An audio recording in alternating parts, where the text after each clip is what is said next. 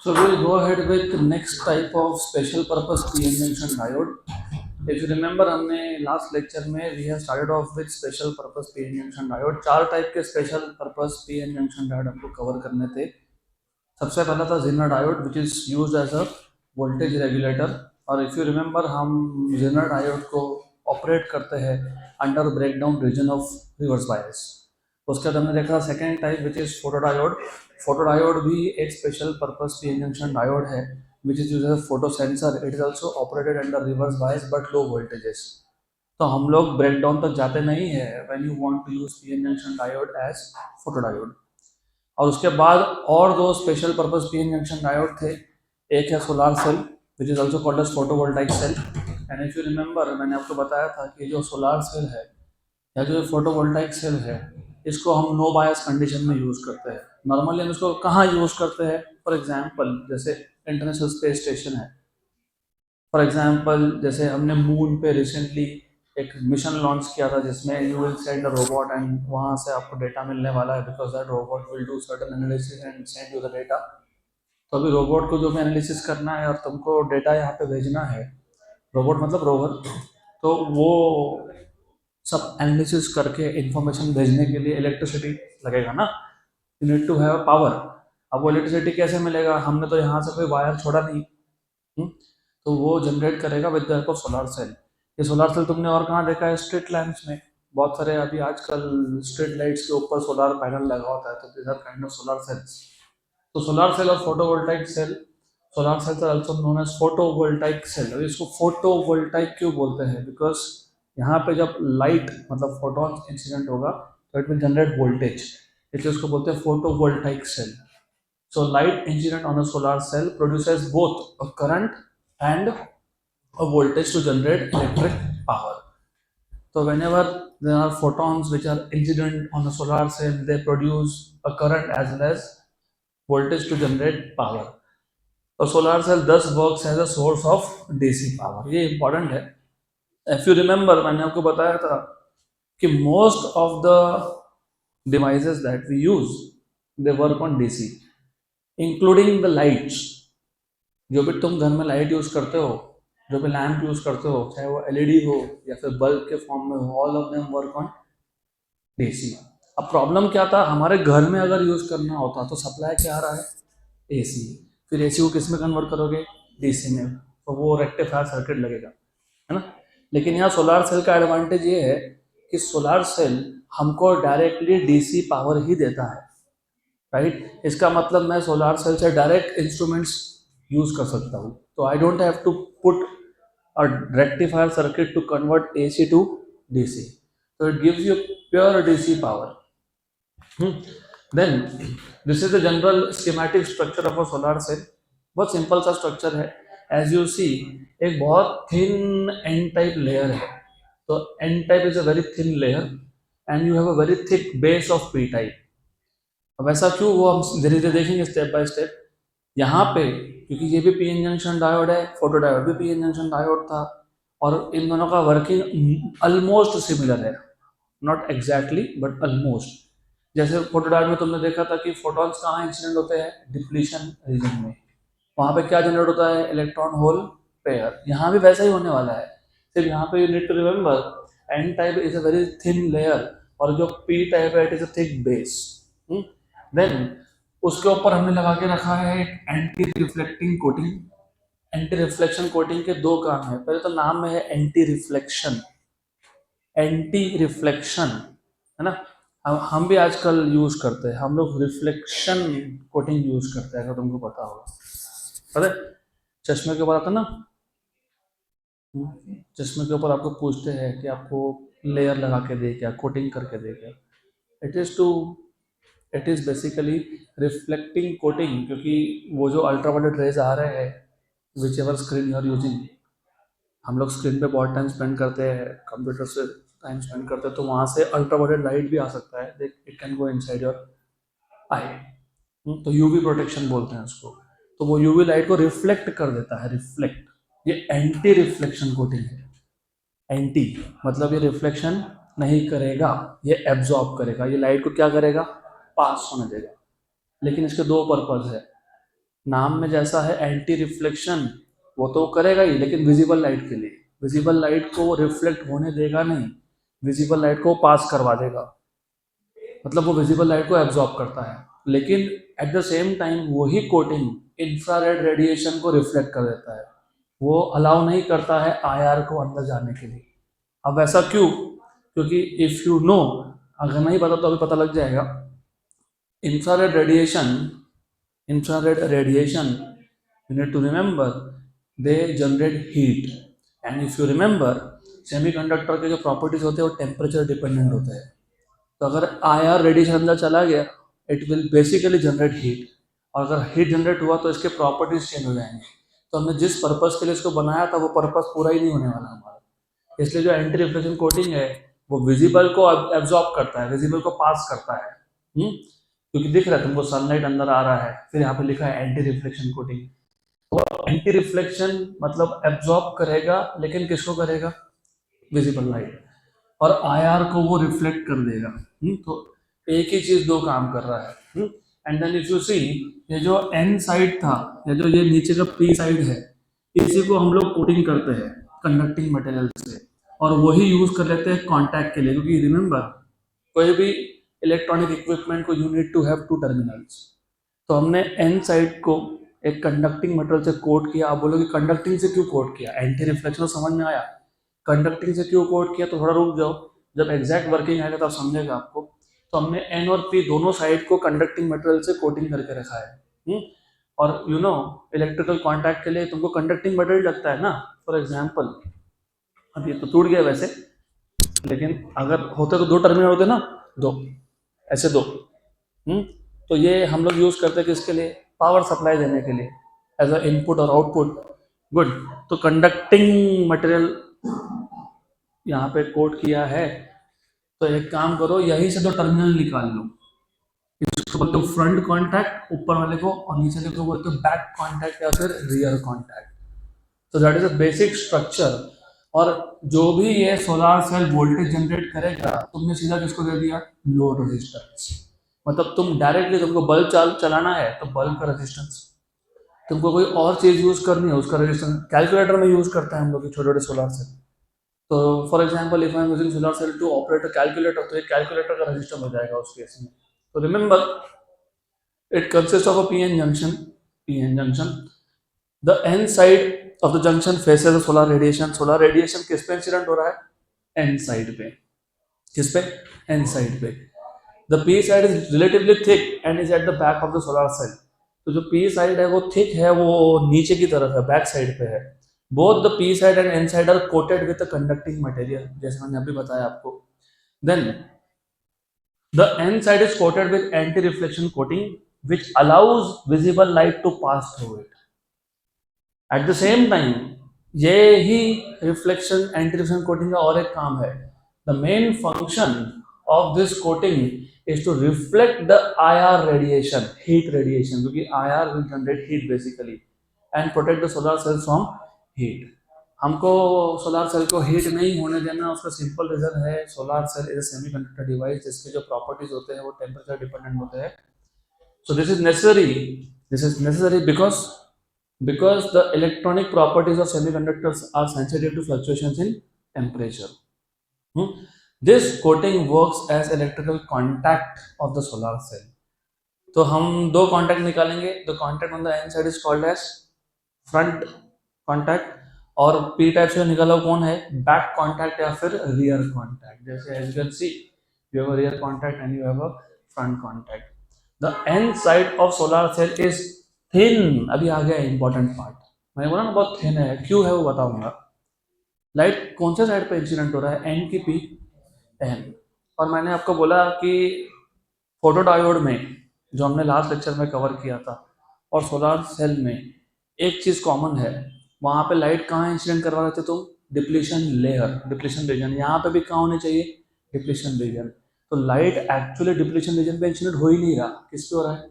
N. तो N को इतना थिन बना दिया हमने कि जो लाइट है वो एन को पेनिट्रेट कर जाएगा, और कहाँ जाएगा? डिप्लीशन रीजन में। The N side of solar cell is thin so that the light incident on it reaches the depletion region where the electron hole pairs are generated. तो इसको थिन बनाने का यही रीजन है कि ये जो फोटॉन्स है, जो लाइट है, it should penetrate the N region, और कहाँ जाना चाहिए वो, डिप्लीशन में। तो रिमेंबर, इमेजिनेशन बढ़ाना पड़ेगा आपको। ऊपर है एन टाइप, नीचे है पी टाइप। एन टाइप में मेजोरिटी है इलेक्ट्रॉन्स कंडक्शन बैंड में, पी टाइप में है होल्स वैलेंस बैंड में, बराबर। तो ये जो एन टाइप और जो पी टाइप जहाँ सेपरेट हो रहा है वो जंक्शन होता है पीएन जंक्शन। पीएन जंक्शन के दोनों साइड पे, एन साइड में और पी साइड में एक रीजन होता है जिसको बोलते हैं डिप्लीशन रीजन। फोटोन कहाँ से आ रहा है, एन से, तो उसको कहाँ जाना है, डिप्लीशन रीजन में। तो एन साइड थिन होना चाहिए, तो N side is good. Then अब जो वर्किंग ऑफ सोलार सेल है वो मैंने एक डायग्राम के हेल्प से भी यहाँ पे एक्सप्लेन करने की कोशिश की है, दैट वी विल सी। पहले समझ लेते हैं कि करके, when light is incident on the solar cell, और मैंने एकदम स्टेप बाय स्टेप बताया कि क्या क्या सीक्वेंस होने वाला है। When light is incident on the solar cell the following sequence of event take place. तो जब भी लाइट आया सोलर सेल पे, what will be the sequence of event that will take place? Number one, electron hole pairs are generated in the depletion region of the p-n junction. These are photo generated carriers. Good. और थोड़ा सा मेरा expectation अभी ये भी है कि मैंने आपको एनर्जी लेवल डायग्राम बताया था, मैंने आपको एग्जैक्टली बताया था कि नो बायस में एनर्जी लेवल डायग्राम कैसे होते हैं, फॉरवर्ड बायस में कैसा होता है, रिवर्स बायस में कैसे होता है। तो नो बायस कंडीशन में फर्मी लेवल एन साइड का और पी साइड का मैच होता है, कोइंसाइड होता है, राइट। तो उस केस में जो पी टाइप है, पी टाइप का कंडक्शन बैंड ऊपर है, कहाँ है, ऊपर है, और एन टाइप का नीचे है। पी टाइप के कंडक्शन बैंड में माइनॉरिटी इलेक्ट्रॉन्स है, एन टाइप के वैलेंस बैंड में माइनॉरिटी होल्स है, पक्का। तो रिमेंबर, पी टाइप का कंडक्शन बैंड ऊपर है, एन टाइप का नीचे है। तो एन टाइप के कंडक्शन बैंड से पी टाइप के कंडक्शन बैंड में इलेक्ट्रॉन जाने का तो क्वेश्चन ही नहीं है, क्योंकि वो उनके लिए एक बैरियर बन गया ना, बैरियर, जिसको तो बैरियर पोटेंशियल बोलते हो। अब फोटोन आया डिप्लीशन लेयर पे, डिप्लीशन रीजन में, उसने क्या किया, इलेक्ट्रॉन होल पे जनरेट किया। कहाँ किया, मोस्टली पी टाइप में, depletion region of the P type. तो पी टाइप के वैलेंस बैंड से इलेक्ट्रॉन कहाँ गया, पी टाइप के कंडक्शन बैंड में। और पी टाइप का कंडक्शन बैंड ये एन टाइप के कंडक्शन बैंड से ऊपर था कि नहीं था, था। इसका मतलब जो पी टाइप के कंडक्शन बैंड में इलेक्ट्रॉन है उसको एन टाइप के कंडक्शन बैंड में आने में कोई प्रॉब्लम होने वाला है क्या, नहीं होने वाला। तो ये सब याद रखना आप। Next step is electron and holes are separated and collected at the cathode and anode. वही तुमको मैंने बताया, फोटोन आया, इलेक्ट्रॉन होल पे जनरेट हुए, इलेक्ट्रॉन कहाँ गए, conduction band of P type, वहां से वो कहाँ आएंगे, कहाँ आ सकते हैं, एन टाइप में आ सकते हैं। तो they can be collected, they can be separated and collected. तो हम लोग सेपरेट करके कलेक्ट कर सकते हैं उनको। The carriers are accumulated and generate a voltage across the solar cell. तो ये जो कैरियर्स थे, होल्स और इलेक्ट्रॉन्स, उनको तुमने सेपरेट करके कलेक्ट कर लिया, और when you collect them you have positive charges, holes separated from negative charges. जब भी पॉजिटिव और नेगेटिव चार्जेस का सेपरेशन होता है, वहां पे क्या जनरेट होता है, वोल्टेज, पोटेंशियल डिफरेंस। तो this is how you generate a voltage across the solar cell. तो ये देखो यहाँ पे वोल्टेज दिख रहा होगा तुमको, प्लस माइनस लिखा है। तो जो पॉजिटिव होल्स थे they are collected here in the P side, and negatively charge electron are collected on the N side. क्योंकि देखो इलेक्ट्रॉन पी साइड के वैलेंस बैंड से कंडक्शन बैंड में गया, लेकिन वहां से वो एन टाइप के कंडक्शन बैंड में आया और उसको वहां से हमने कलेक्ट कर लिया। और जो इलेक्ट्रॉन ऊपर गया वो वैलेंस बैंड में क्या बना के गया, होल, और होल को हमने कहाँ से कलेक्ट कर लिया, पी साइड से। तो पी साइड से कौन कलेक्ट हो रहा है, होल, और एन साइड से इलेक्ट्रॉन। तो तुमको मिल गया एक potential difference, direct DC source बन गया ये। पावर दस प्रोड्यूस इज डिसिपेटेड, मतलब हम लोग क्या करते हैं, जो भी पावर प्रोड्यूस हुआ ना, जो भी वोल्टेज प्रोड्यूस हुआ, हम लोग डायरेक्टली जो भी इंस्ट्रूमेंट हमको यूज करना होगा उसमें लगा देते हैं, तो वो डायरेक्टली यूज हो जाता है। तो we can use directly the voltage generated by solar cell to run any device that we want. So the power is dissipated in the load resistance. Good. अब थोड़ा सा ये तुमको कंफ्यूज कर सकता है, मैं पहले कंफ्यूज करूंगा, फिर उसको तुम्हारा जो नोट्स का डायग्राम है उसके साथ मैच करेंगे। तो कैरेक्टरिस्टिक्स मैंने बताया था, you know what is the meaning of characteristics? Graph of current versus voltage. Electronics में हमेशा कैरेक्टरिस्टिक्स मतलब होता है graph of voltage versus current. Good. अब थोड़ा सा मैं जाता हूँ पीएन जंक्शन के बेसिक्स में। तो सबसे पहले फॉरवर्ड बायस कौन सा क्वाड्रेंट होता है? फर्स्ट क्वाड्रेंट, क्योंकि वो फॉरवर्ड बायस में you connect P type to positive and N type to negative, forward bias करते हो उसको। तो you have characteristic in the first quadrant, और रिवर्स बायस में P type to negative and N type to positive, reverse bias. वो characteristics कहाँ होते हैं? Third quadrant. तो तुम्हारे पास दो क्वाड्रेंट खाली है, सेकेंड एंड फोर्थ। पक्का? आइडियली स्पीकिंग सोलार सेल के जो कैरेक्टरिस्टिक्स है वो आइडियली फोर्थ क्वाड्रेंट में होते हैं, फोर्थ में। लेकिन ये तुमको दिखाते हैं फर्स्ट में। वो क्यों दिखाते हैं बताता हूँ बाद में। तो पहले हम लोग देखो ये एक्चुअली ये है। अब आप इंजीनियरिंग में जाओगे तो फर्स्ट ईयर में आपको एक्सपेरिमेंट ही करना है, तो you will do this experiment. So theoretically you should get this characteristics. अब यहाँ पे ये जो ISC लिखा है और ये VOC लिखा है, इसका मतलब समझ लो। OC stands for open circuit and SC stands for short circuit, right? Open circuit का मतलब क्या? Going back to this diagram, now imagine मैंने लोड लगाया ही नहीं होता, I am not putting any device here, लेकिन फोटोन तो इस पे आ रहा है, मतलब वोल्टेज तो जनरेट हुआ। लेकिन क्योंकि यहाँ पे तुमने लोड नहीं लगाया तो सर्किट कंप्लीट हुआ क्या? नहीं हुआ। सर्किट कंप्लीट नहीं हुआ तो उसको बोलते हो ओपन सर्किट। Open circuit. अगर सर्किट कंप्लीट हुआ नहीं तो करंट यूज होगा क्या? नहीं। तो जितना वोल्टेज जनरेट हुआ वो पूरा का पूरा एज इट इज रह गया, यूज ही नहीं हुआ। पक्का? हाँ कि ना? तो ओपन सर्किट में resistance is equal to infinity, क्योंकि तुमने वायर ही काट दी, कुछ लगाया ही नहीं। तो ओपन सर्किट में रेजिस्टेंस क्या होगा? इंफिनिटी, क्योंकि करंट नहीं पास हो रहा। करंट कब नहीं पास होता? V equal to I R, I equal to V by R. Current zero मतलब रेजिस्टेंस कितना? इंफिनिटी। उसको बोलते हो ओपन सर्किट। बहुत बेसिक बेसिक टर्म्स है, बहुत बेसिक टर्म्स है, लेकिन ये अभी चीजें पता होनी चाहिए। ओपन सर्किट मतलब ओपन सर्किट, कुछ नहीं लगाया तुमने, मतलब करंट को जाने के लिए रास्ता नहीं है, मतलब रेजिस्टेंस इंफिनिटी है, मतलब वोल्टेज जनरेट हुआ लेकिन यूज नहीं होगा। तो करंट जीरो होगा, वोल्टेज मैक्सिमम होगा। क्या होगा? बराबर।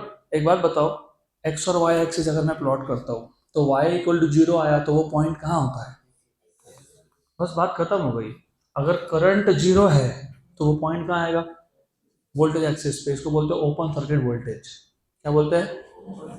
Open circuit voltage. अब शॉर्ट सर्किट मतलब क्या? तुमने तो बहुत बार सुना होगा, यहाँ आग लग गई, वहां आग लग गई, फिर आग लगने का रीजन पता लगा शॉर्ट सर्किट हुआ था। शॉर्ट सर्किट हुआ था। What is meaning of short circuit? कभी कभी ऐसा होता है इसका पॉजिटिव और इसका नेगेटिव एक दूसरे के साथ ज्वाइंट हो जाता है। लोड नहीं लगाया हमने, डिवाइस कुछ नहीं लगाया, जो सोर्स सप्लाई था उसका ही पॉजिटिव उसके ही नेगेटिव के साथ कनेक्ट हो गया, उसी का पॉजिटिव उसी के नेगेटिव के साथ कनेक्ट हो गया, तो उसको बोलते हैं शॉर्ट सर्किट, क्योंकि रेजिस्टेंस वहां पे ऑलमोस्ट जीरो है। रेजिस्टेंस क्या है? ऑलमोस्ट जीरो है। रेजिस्टेंस जीरो है, दो वायर आपस में टच हो गए तो रेजिस्टेंस जीरो है, तो करंट क्या होगा? मैक्सिमम। क्या होगा? मैक्सिमम। बराबर। करेक्ट। तो पूरा वोल्टेज यूज हो जाएगा, वोल्टेज पूरा यूज हो गया तो वोल्टेज की वैल्यू क्या हो गई? जीरो। और करंट की वैल्यू क्या हो गई? Maximum. Voltage zero, current maximum. कौन सा एक्सिस पे पॉइंट आएगा? एक्स की वैल्यू जीरो, वाई की वैल्यू मैक्सिमम। कहाँ आएगा? हाँ, तो बस वो कहाँ आएगा? यहाँ आएगा। मतलब वो शॉर्ट सर्किट करंट है। शॉर्ट सर्किट करंट में सेल का पॉजिटिव सेल के नेगेटिव के साथ कनेक्ट हो जाता है। तुम भी कर सकते हो, तुम छोटे सेल लाओ, वो मिलते हैं 9 वोल्ट के, 1.5 वोल्ट के मिलते हो, है ना? सेल पे लिखा होता है पॉजिटिव नेगेटिव, उसका पॉजिटिव उसके नेगेटिव के साथ ज्वाइन कर दो, थोड़ा संभल के। छोटे सेल लेना, तो बड़ा सेल लाइक कर दिया, खत्म हो गया। तो वो उसको बोलते हैं शॉर्ट सर्किट। तो पूरा वोल्टेज यूज हो गया, करंट इज लार्ज। करेक्ट। तो ऐसे दो पॉइंट आएंगे।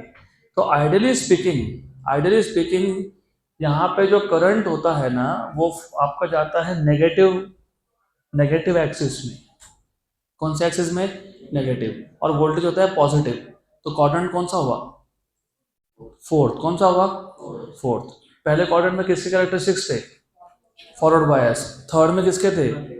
तो सोलर सेल की कहाँ पे है? फोर्थ। लेकिन हम लोग क्या बोलते हैं कि जब मैं सोलर सेल का स्टडी कर रहा हूँ तब मैं बायस कर रहा हूँ क्या? नहीं, ना फॉरवर्ड कर रहा हूँ ना रिवर्स कर रहा हूँ। मतलब मेरे पास ये दोनों क्वाड्रेंट वैसे भी खाली है कि नहीं? वैसे तो कुछ प्लॉट ही नहीं करने वाले। फिर हम लोग करंट का मॉड ले लेते हैं। क्या लेते हैं? अगर मैं मॉड लेता हूँ तो जो एक्सेस पर नीचे था वो अभी कहाँ जाएगा? That's what they give you. तो आपके बुक में जो दिया है, क्योंकि जब when you go to engineering तुमको ये एक्सपेरिमेंट है सोलर सेल का, वहां पे तुमको ऐसा मिलेगा। और ये बहुत ज़्यादा सर्कुलर दिख रहा होगा तुमको, ये थ्योरेटिकल है। प्रैक्टिकली इतना सर्कल बनता नहीं है। देखो प्रैक्टिकली ऐसा शेप बना। और ये हो गया तुम्हारा ओपन सर्किट वोल्टेज, और यहाँ पे आ गया तुम्हारा short circuit current. Sure sure, right. तो जब आप एक्सपेरिमेंट करोगे करोगे इसी साल में आप जाओगे, most of you will do engineering, तो याद आएगा तुमको कि मैंने क्या बताया था ये। तो तुमको पहले बोलेंगे सर्किट को ओपन करो और वोल्टेज मेजर करो, that will be this value. फिर बोलेंगे शॉर्ट करो और मेजर करो current, that will be this value. फिर आपको बोलेंगे अब तुम लोड लगाओ।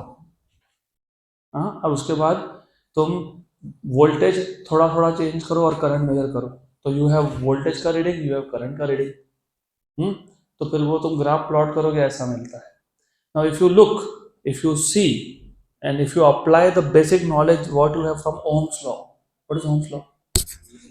V equals to IR. Very good. पक्का? What is power? V into I. V into I. Power is V into I. याद रखना। जब ओपन सर्किट वोल्टेज था, जब ओपन सर्किट वोल्टेज था, कौन सा वोल्टेज था? Open circuit. तो वोल्टेज की वैल्यू क्या है? मैक्सिमम। और करंट की वैल्यू क्या है? जीरो। तो वोल्टेज भले ही मैक्सिमम है, पावर कितना है? जीरो। कितना है? और जब शॉर्ट सर्किट करंट था तो करंट की वैल्यू क्या है? मैक्सिमम। लेकिन वोल्टेज क्या है? जीरो। तो व्हाट इज पावर? जीरो। तो इन दोनों पॉइंट पे तुमको जीरो पावर मिल रहा है। तो अभी तुमको फाइंड करना है what is the point where you get maximum power. तो तुम पावर कैसे निकालते हो? V इंटू आई, है ना? तो तुम V इंटू आई करते गए तुम, क्योंकि ये पूरा एक्सपेरिमेंट डेटा है।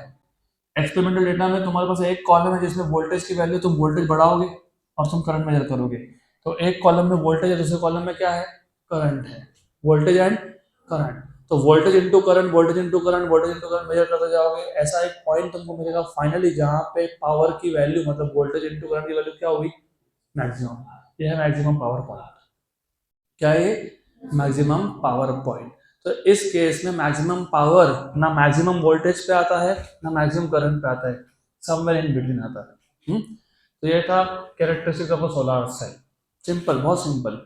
अब सोलर सेल, देखो जब हम लोग बोलते हैं कि solar cell is made up of semiconductors, अभी सेमीकंडक्टर्स में जो तुम मटेरियल यूज करते हो, there are different types of material. Silicon और जर्मेनियम तो मैंने एक एग्जांपल दिया था। You can have variety of materials from which you can make p-n junction diodes. तो अब सोलर सेल के लिए what is the criteria for selecting the material of solar cell? हम कोई भी सेमीकंडक्टर मटेरियल उठाएंगे और उसको सोलर सेल से यूज करेंगे तो इट विल नॉट वर्क। तो उसके कुछ criteria. Criteria number 1, its band gap should be between 1 EV to 1.8 EV। अब आप बोलोगे ऐसा क्यों? अच्छा, ये सोलर सेल का वर्किंग कैसा हुआ? फोटोन आया, कहाँ आया? Depletion layer. वहां पे क्या जनरेट हुआ? Electron hole pair. मतलब इलेक्ट्रॉन वैलेंस बैंड से कहाँ गया? Conduction band. Very good. Valence band के टॉप और कंडक्शन बैंड के बॉटम का जो एनर्जी डिफरेंस है उसको क्या बोलते हैं? Band gap. क्या बोलते हैं? बैंड गैप, या फिर एनर्जी गैप, या फिर फॉरबिडन गैप। तो जो भी फोटोन आएगा उसका उसका एनर्जी कम से कम कितना होना चाहिए? Equal to band gap. नहीं तो वो एनर्जी एब्जॉर्ब ही नहीं होगा, इलेक्ट्रॉन वैलेंस बैंड से कंडक्शन बैंड में जाएगा ही नहीं। बराबर। तो इमेजिन मैंने एक सोलर सेल बनाया जिसका बैंड गैप बहुत ज़्यादा है, तो will it be able to generate electron hole pair? No, नहीं होगा ना।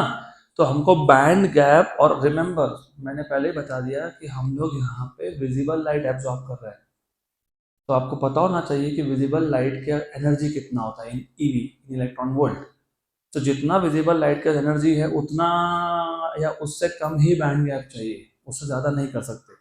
तो the first criteria is that it's band gap should be between between between between between 1 EV to 1.8 EV। नींद आ रही है तो यू कैन गो, सिंपल। किसी को नींद आ रही है you may go, I don't mind, क्योंकि ये इंपॉर्टेंट वैल्यूज है, एग्जाम में आ गया, थ्योरी पता नहीं। तो इट शुड हैव देखो दूसरी चीज ये भी है कि जो फोटॉन्स आए वो एब्जॉर्ब भी तो होने चाहिए ना, एब्जॉर्ब होंगे तो इलेक्ट्रॉन होल पर जनरेट होगा ना। तो it should have high optical absorption, मतलब conversion of light into electrical energy. Number 3, it should have good electrical conductivity. अब कंडक्टिविटी गुड क्यों होनी चाहिए, मैंने अभी बोला, ये जो इलेक्ट्रॉन होल पर जनरेट होंगे इनको क्या करना है, कलेक्ट करना है। होल्स कौन कलेक्ट कर रहा है, पी टाइप, और इलेक्ट्रॉन्स कौन कलेक्ट कर रहा है, एन टाइप, क्योंकि तुमको वोल्टेज जनरेट करना है। तो कंडक्टिविटी अच्छी होगी तो ही जनरेट होगा voltage. Material should be easily available, ये बहुत इंपॉर्टेंट पैरामीटर है। हमने बना तो दिया सोलर सेल, लेकिन वो मटेरियल मिलता ही नहीं है, मिलता नहीं है तो उसका फिर कमर्शियल एप्लीकेशन कैसे करोगे, you can not make a product and sell. मैंने पहली बार बहुत बढ़िया वाला मोबाइल फ़ोन लॉन्च कर दिया, मार्केट में हाइप कर दी कि मैं ये मोबाइल फ़ोन बेचने वाला हूँ, अब मेरे पास मटेरियल नहीं बनाने के लिए। तो same goes with solar cell also, if you making a solar cell you should make it from material which is easily available. Uses तो बहुत सारे हैं।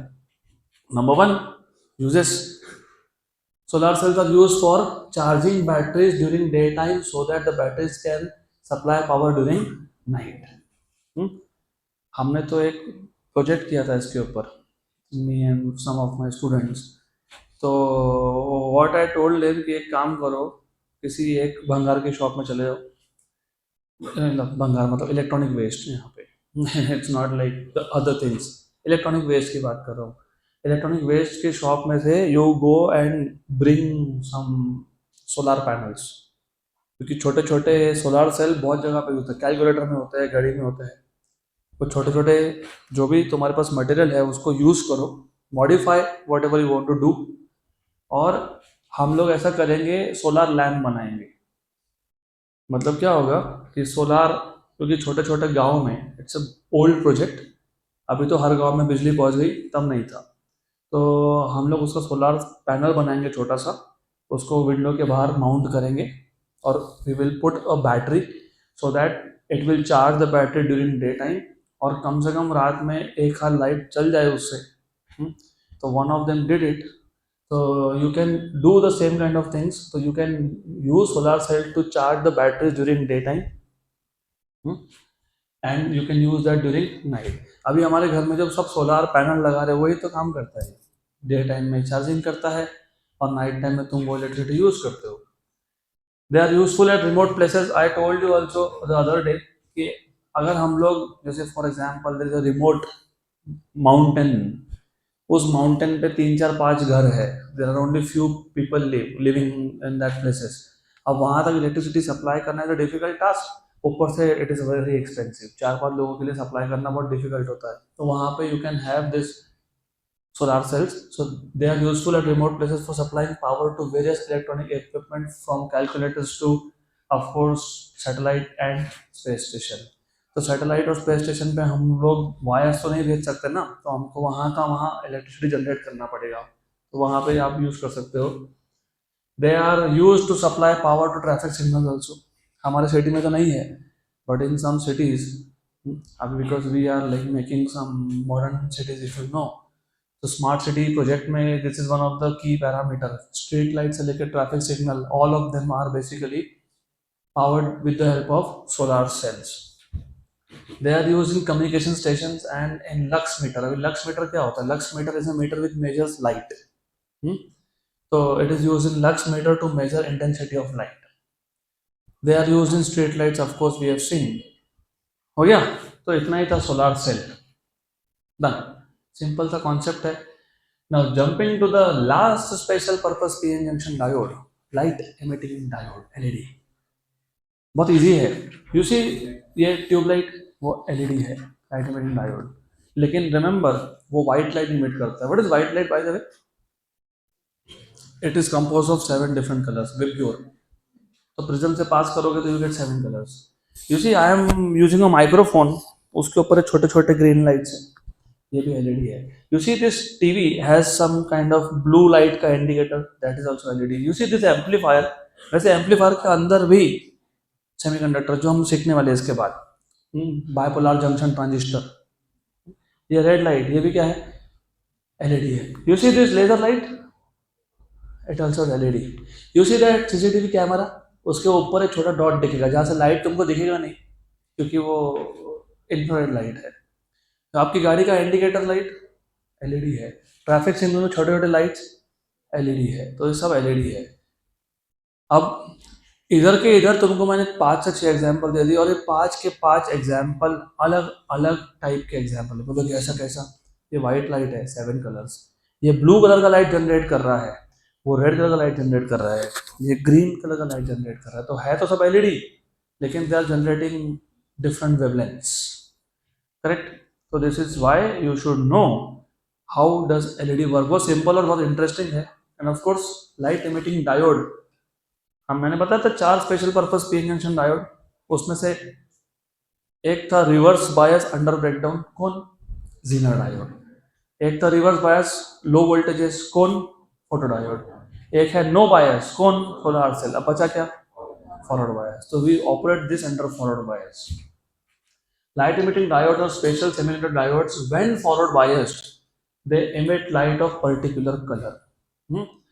Then LEDs are heavily doped PN junction diode. इसमें doping का level बहुत high करते हैं हम लोग। डोपिंग मतलब क्या? What is the meaning of doping? Doping क्या होता है? इम्प्योरिटीज को ऐड करने के प्रोसेस को बोलते हो doping. The process of adding impurity to a base material is called as doping. तो यहाँ पे डोपिंग का परसेंटेज हाई होता है, और जो डोपिंग मतलब जो तुम इम्प्योरिटी आइटम्स ऐड कर रहे हो उसको क्या बोलते हैं? डोपंट। तो एन टाइप में डोपंट कौन होता है? पेंटावेलेंट। और पी टाइप में trivalent. When the PN junction is forward biased, electrons and holes cross the junction and electrons recombine with holes. अब वापस से मुझे तुमको एनर्जी लेवल डायग्राम के हिसाब से बताना पड़ेगा। अब तुमको ये सब चीज़ें पता होनी चाहिए।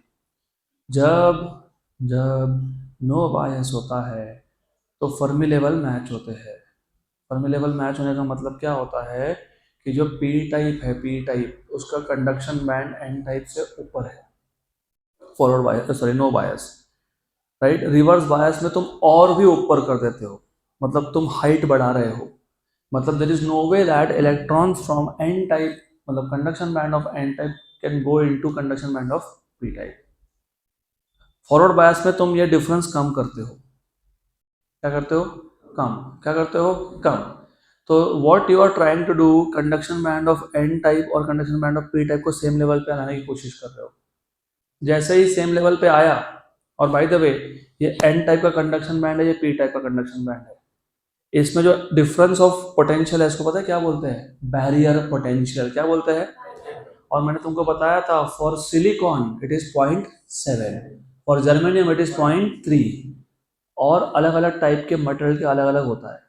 We will be using one material जिसका 1.5 आएगा। कितना आएगा? 1.5। इसका मतलब क्या होता है कि फॉरवर्ड बायस जब तुम करोगे, मतलब तुम पी टाइप किसको कनेक्ट कर रहे हो? पॉजिटिव को। एन टाइप को कनेक्ट कर रहे हो? नेगेटिव को। तो 1.5 वोल्ट तक सिर्फ तुम कंडक्शन बैंड को सेम लेवल पे लाने की कोशिश कर रहे हो। 0 वोल्ट पी टाइप का कंडक्शन बैंड ऊपर है, एन टाइप का नीचे है। इलेक्ट्रॉन्स ज्यादा एन टाइप में, वो नहीं जा पा रहे। 0.1 वोल्ट डिफरेंस कम हुआ, 0.2 और कम हुआ, 0.3 और कम हुआ, 1.5 पे क्या हो गया? सेम। तो पी टाइप का और एन टाइप का कंडक्शन बैंड सेम लेवल पे है। अब तक करंट फ्लो नहीं हुआ, माइनॉरिटी हुआ, स्मॉल स्मॉल, लेकिन मेजॉरिटी करंट हुआ क्या? नहीं। अब इसके बाद जब तुम करोगे, मतलब 1.5 या उसके बाद, तो large number of electrons will flow from N type का conduction band to P type. Very good. N type के कंडक्शन बैंड से कहाँ गया? P type. पी टाइप में मेजॉरिटी कौन था? कहाँ था? जल्दी, कहाँ था? Valence band. तो जैसे electron conduction band to conduction band transfer हुए, नीचे होल्स है। होल्स पॉजिटिवली चार्ज होते हैं, ये नेगेटिव इलेक्ट्रॉन से अट्रैक्ट कर लिया। अब जब अट्रैक्ट किया तो इलेक्ट्रॉन और होल का रिकॉम्बिनेशन हुआ। अब तक तुम इलेक्ट्रॉन होल पेयर जनरेशन की बात कर रहे थे। फोटोन आया, उसने एनर्जी इलेक्ट्रॉन को दिया, इलेक्ट्रॉन वैलेंस बैंड से कहाँ गया, कंडक्शन बैंड। अब पहली बार तुम सीख रहे हो जहाँ पे इलेक्ट्रॉन और होल क्या हो रहा है, रिकॉम्बिनेशन। मतलब इस केस में इलेक्ट्रॉन कहाँ से कहाँ जा रहा है, कंडक्शन बैंड से। और ये जो एनर्जी डिफरेंस है, it will be emitted in the form of light. This energy difference will be emitted in the form of light. इसके लिए यहाँ पे लाइट इमिट होता है, this is light emitting diode. So remember, all the free electrons fall from conduction band to valence band. The energy equal to band gap is released in the form of photons. The photon of energy h nu less than or equal to band gap are emitted. Then obviously ये मैंने अभी ये सब ऐसा हाथ इशारों ही इशारों में समझाया, शायद किसी को नहीं समझा होगा, इसलिए डायग्राम में यहाँ पर ड्रॉ कर दिया। तो नो बायस में ये होता है। जब अनबायस्ड एलईडी है, मतलब तुमने बैटरी नहीं कनेक्ट किया, सेल नहीं कनेक्ट किया, तो पी साइड का कंडक्शन बैंड ऊपर है जहाँ पे माइनॉरिटी इलेक्ट्रॉन्स है, और एन साइड का जो कंडक्शन बैंड है नीचे, राइट, जिसमें मेजॉरिटी इलेक्ट्रॉन्स बैठे हुए हैं। ये इलेक्ट्रॉन यहाँ से यहाँ जा नहीं पाते because of this barrier potential. इस बैरियर पोटेंशियल को मैंने इलेक्ट्रॉन वोल्ट में रिप्रेजेंट किया हुआ है बस। Energy can be represented in joule और इलेक्ट्रॉन वोल्ट, तो ईवी।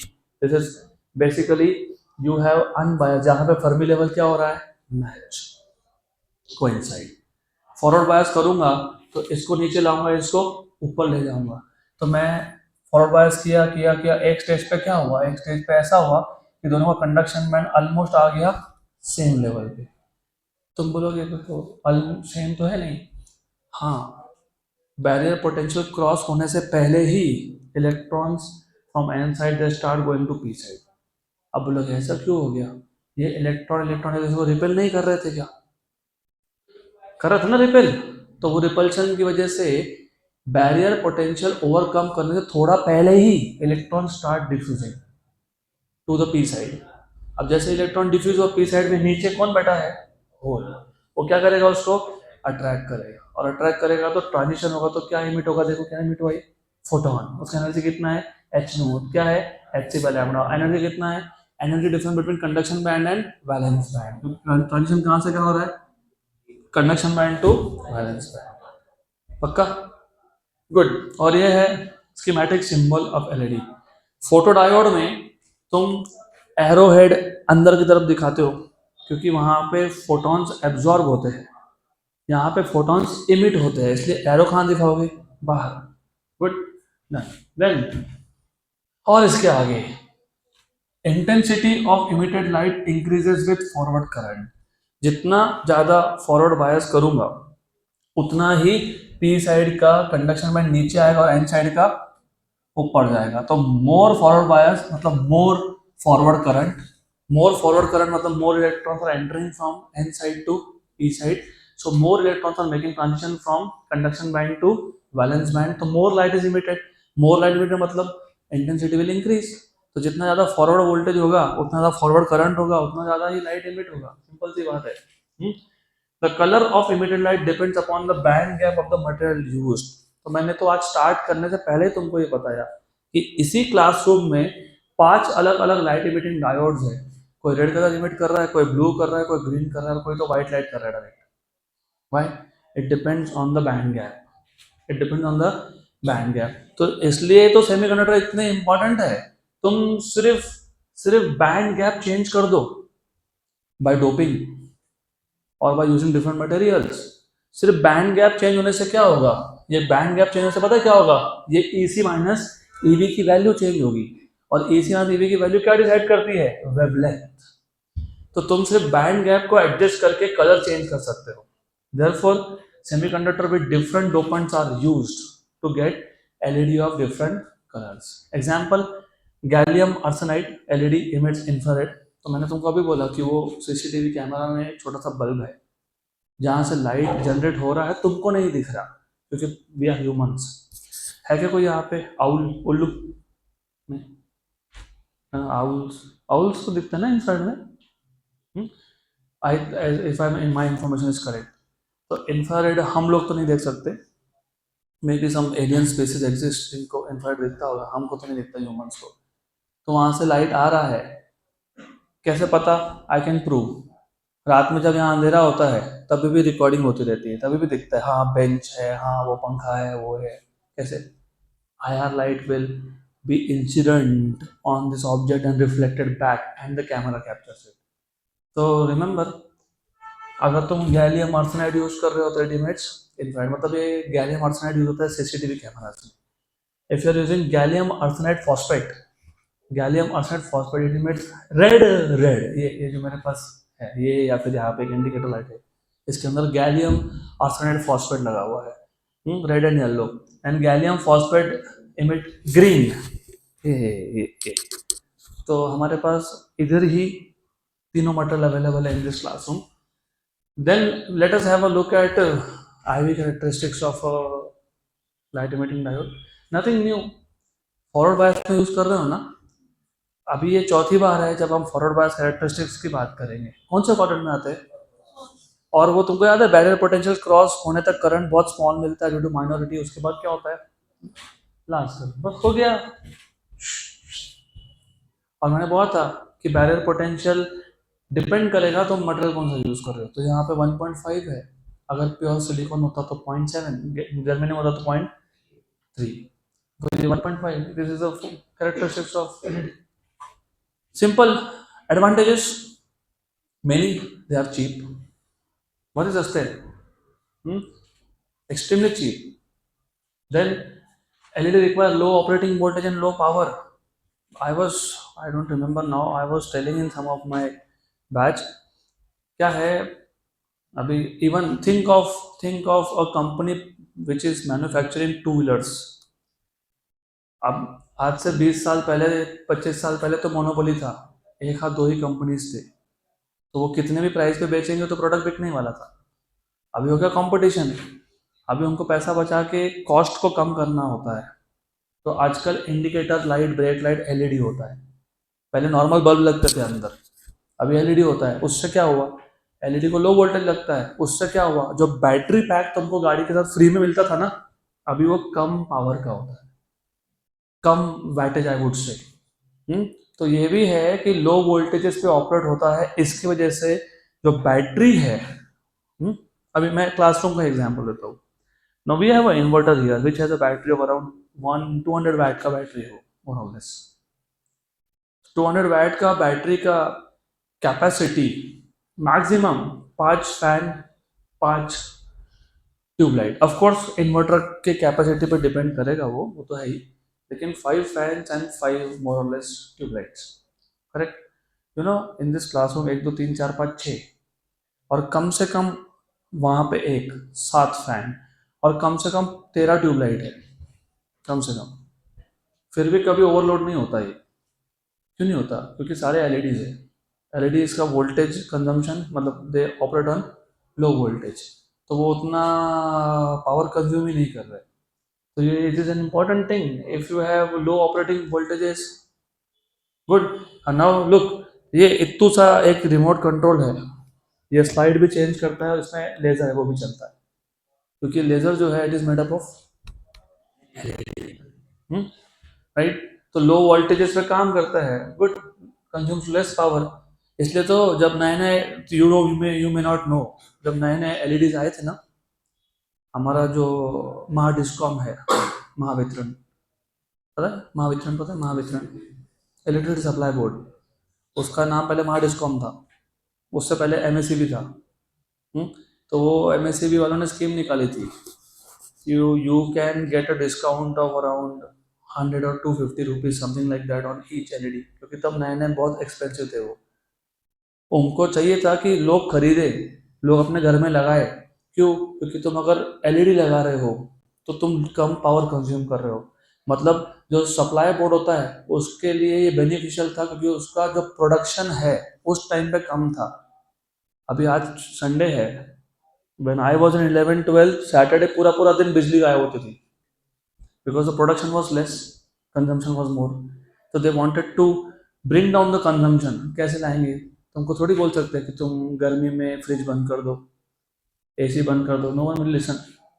ज़्यादा टाइम पावर कट कर दिया तो फिर भी प्रॉब्लम है। तुमको बोल दिया टीवी नहीं देखना, सुनोगे तुम?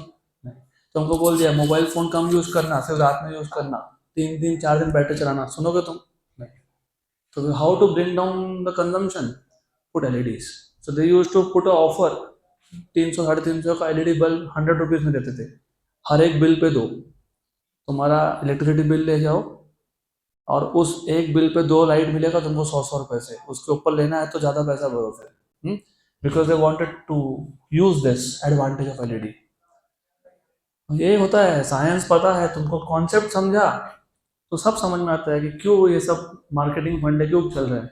दे want to bring consumption down, they have longer life and are light weight, ये तो है ही। तो they have a longer life and they are light weight, they are very light weight. और वो चौथा कंबाइन हो गया, ठीक है। और by the way, longer life के साथ मैं एक चीज़ और जोड़ देता हूँ, they are rigid also. Rigid मतलब बेसिकली रफ यूज़ कर सकते हो तुम। वो जो ट्यूबलाइट लगाते थे पहले हम लोग, उसके अंदर गैस था, थोड़ा सा भी क्रैक पड़ गया, गैस बाहर गया, tube light will not work. Correct. अभी ये जो ट्यूबलाइट है ना, अभी I can not do it now, but if someday possible I will do it. इसको निकाल के ऐसा नीचे फेंकूंगा मैं और वापस लगा दूंगा, फिर भी चलने वाला है। क्योंकि ऊपर का केसिंग टूट भी गया, LED will still work because that is a solid state device. Number 4, they have high operating speed. ये भी तो रियल लाइफ में एक्सपीरियंस किया है बहुत लोगों ने।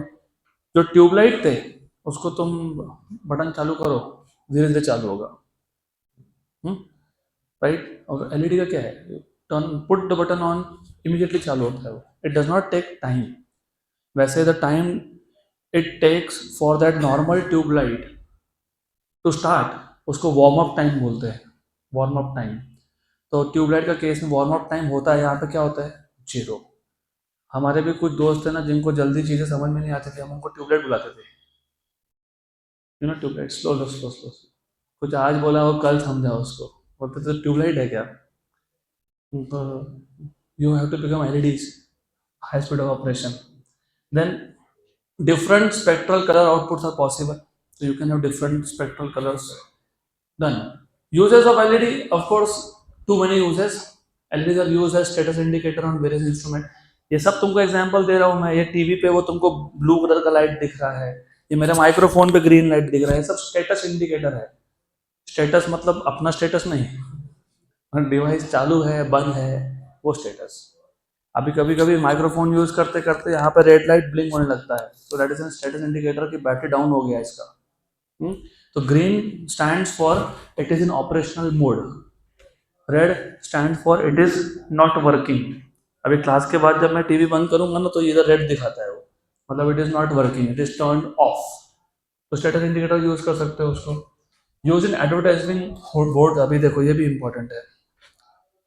हमारे टाउन में तो इतना कुछ सीखने जैसा है ना, क्योंकि we are basically a progressing developing town. तो अभी एडवर्टीजमेंट के लिए हम लोग बैनर यूज़ करते हैं। प्रैक्टिकली सोचो, बैनर्स पहले तो प्रिंटिंग हो जाएगा, और प्रिंटिंग का ink is also not good for health, तो जो बेचारे वहाँ काम कर रहे हैं उनके हेल्थ के भी इश्यूज रहते हैं। उसके बाद फिर वो फ्लेक्स बन के वो माउंटिंग करेंगे, फिर तुम्हारा टेन्योर खत्म होने के बाद 1 महीने का कॉन्ट्रैक्ट था तो तुम्हारा ही होर्डिंग निकाल के ले भी जाएंगे, फिर नया होर्डिंग लगेगा। अभी आजकल जो मॉडर्न डे एडवर्टीजमेंट बोर्ड्स बनते हैं ना, देर ऑल एलईडीज। देखना है महानगर पालिका के बाहर लगा हुआ है। वहाँ तो क्या ही है, you just connect through computer और pen drive, you change the advertisement, done. तो nowadays modern day advertisements के लिए जो बोर्ड्स बनते हैं they are basically LED boards. Rolling displays, you know rolling displays, पता है। अभी वही भी एक एग्जांपल देता हूँ, थोड़ा टाइम लगता है लेकिन you get to connect with things. हमारे कंट्री में अगर कुछ खरीदना है तो हम डायरेक्टली चले जाते हैं शॉप पे, तो जो भी काउंटर खाली होगा वहाँ जाएंगे। कभी कभी तो काउंटर नहीं भी खाली होता तो पीछे से हम लोग आते हैं, वी डोंट केयर कि लाइन खड़ी है, हमको घाई है ना। But in most of the western countries you enter a shop, कोई नहीं भी होगा, कोई कस्टमर नहीं है उनके पास, 5 काउंटर खाली पड़े, फिर भी तुमको पहले वहाँ से काउंटर टिकट निकालना पड़ता है, दे हैव अ मशीन, और फिर रुकना पड़ता है चुपचाप, फिर तुम्हारा जहाँ पे नंबर डिस्प्ले हुआ वहीं जाना। ऐसे डायरेक्ट गए तो तुमको सीधा बोल देते हैं यू आर अनएजुकेटेड, तुम डायरेक्ट जा ही नहीं सकते तुम, even though it is empty. और बैंक में भी वैसा सिस्टम है, वहाँ पे बैंक में भी वैसा सिस्टम है।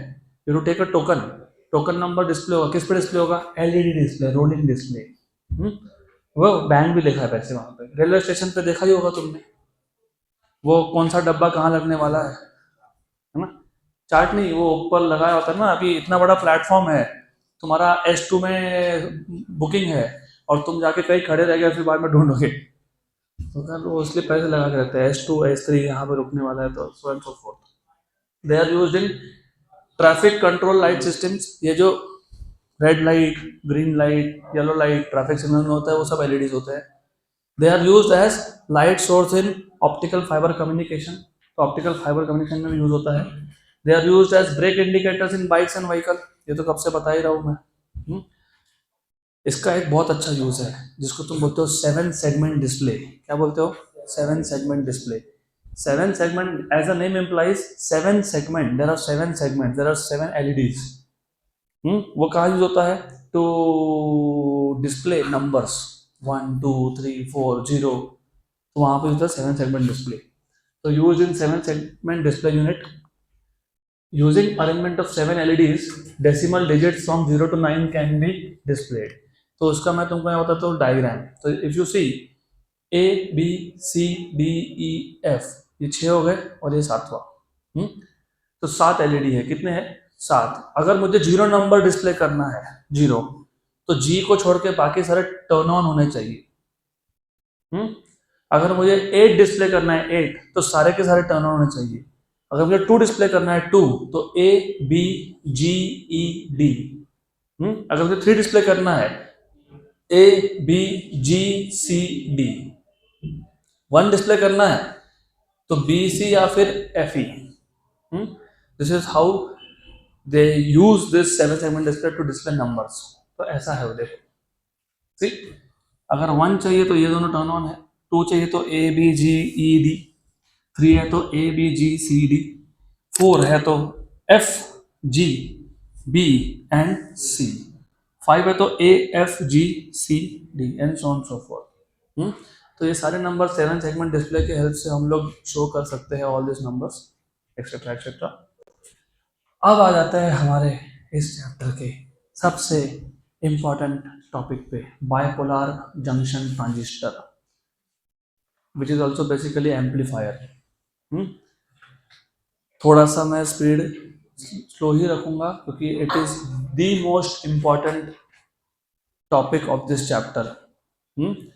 तो बायपोलर जंक्शन ट्रांजिस्टर, इसको बायपोलर क्यों बोलते हैं वो भी देखेंगे हम लोग।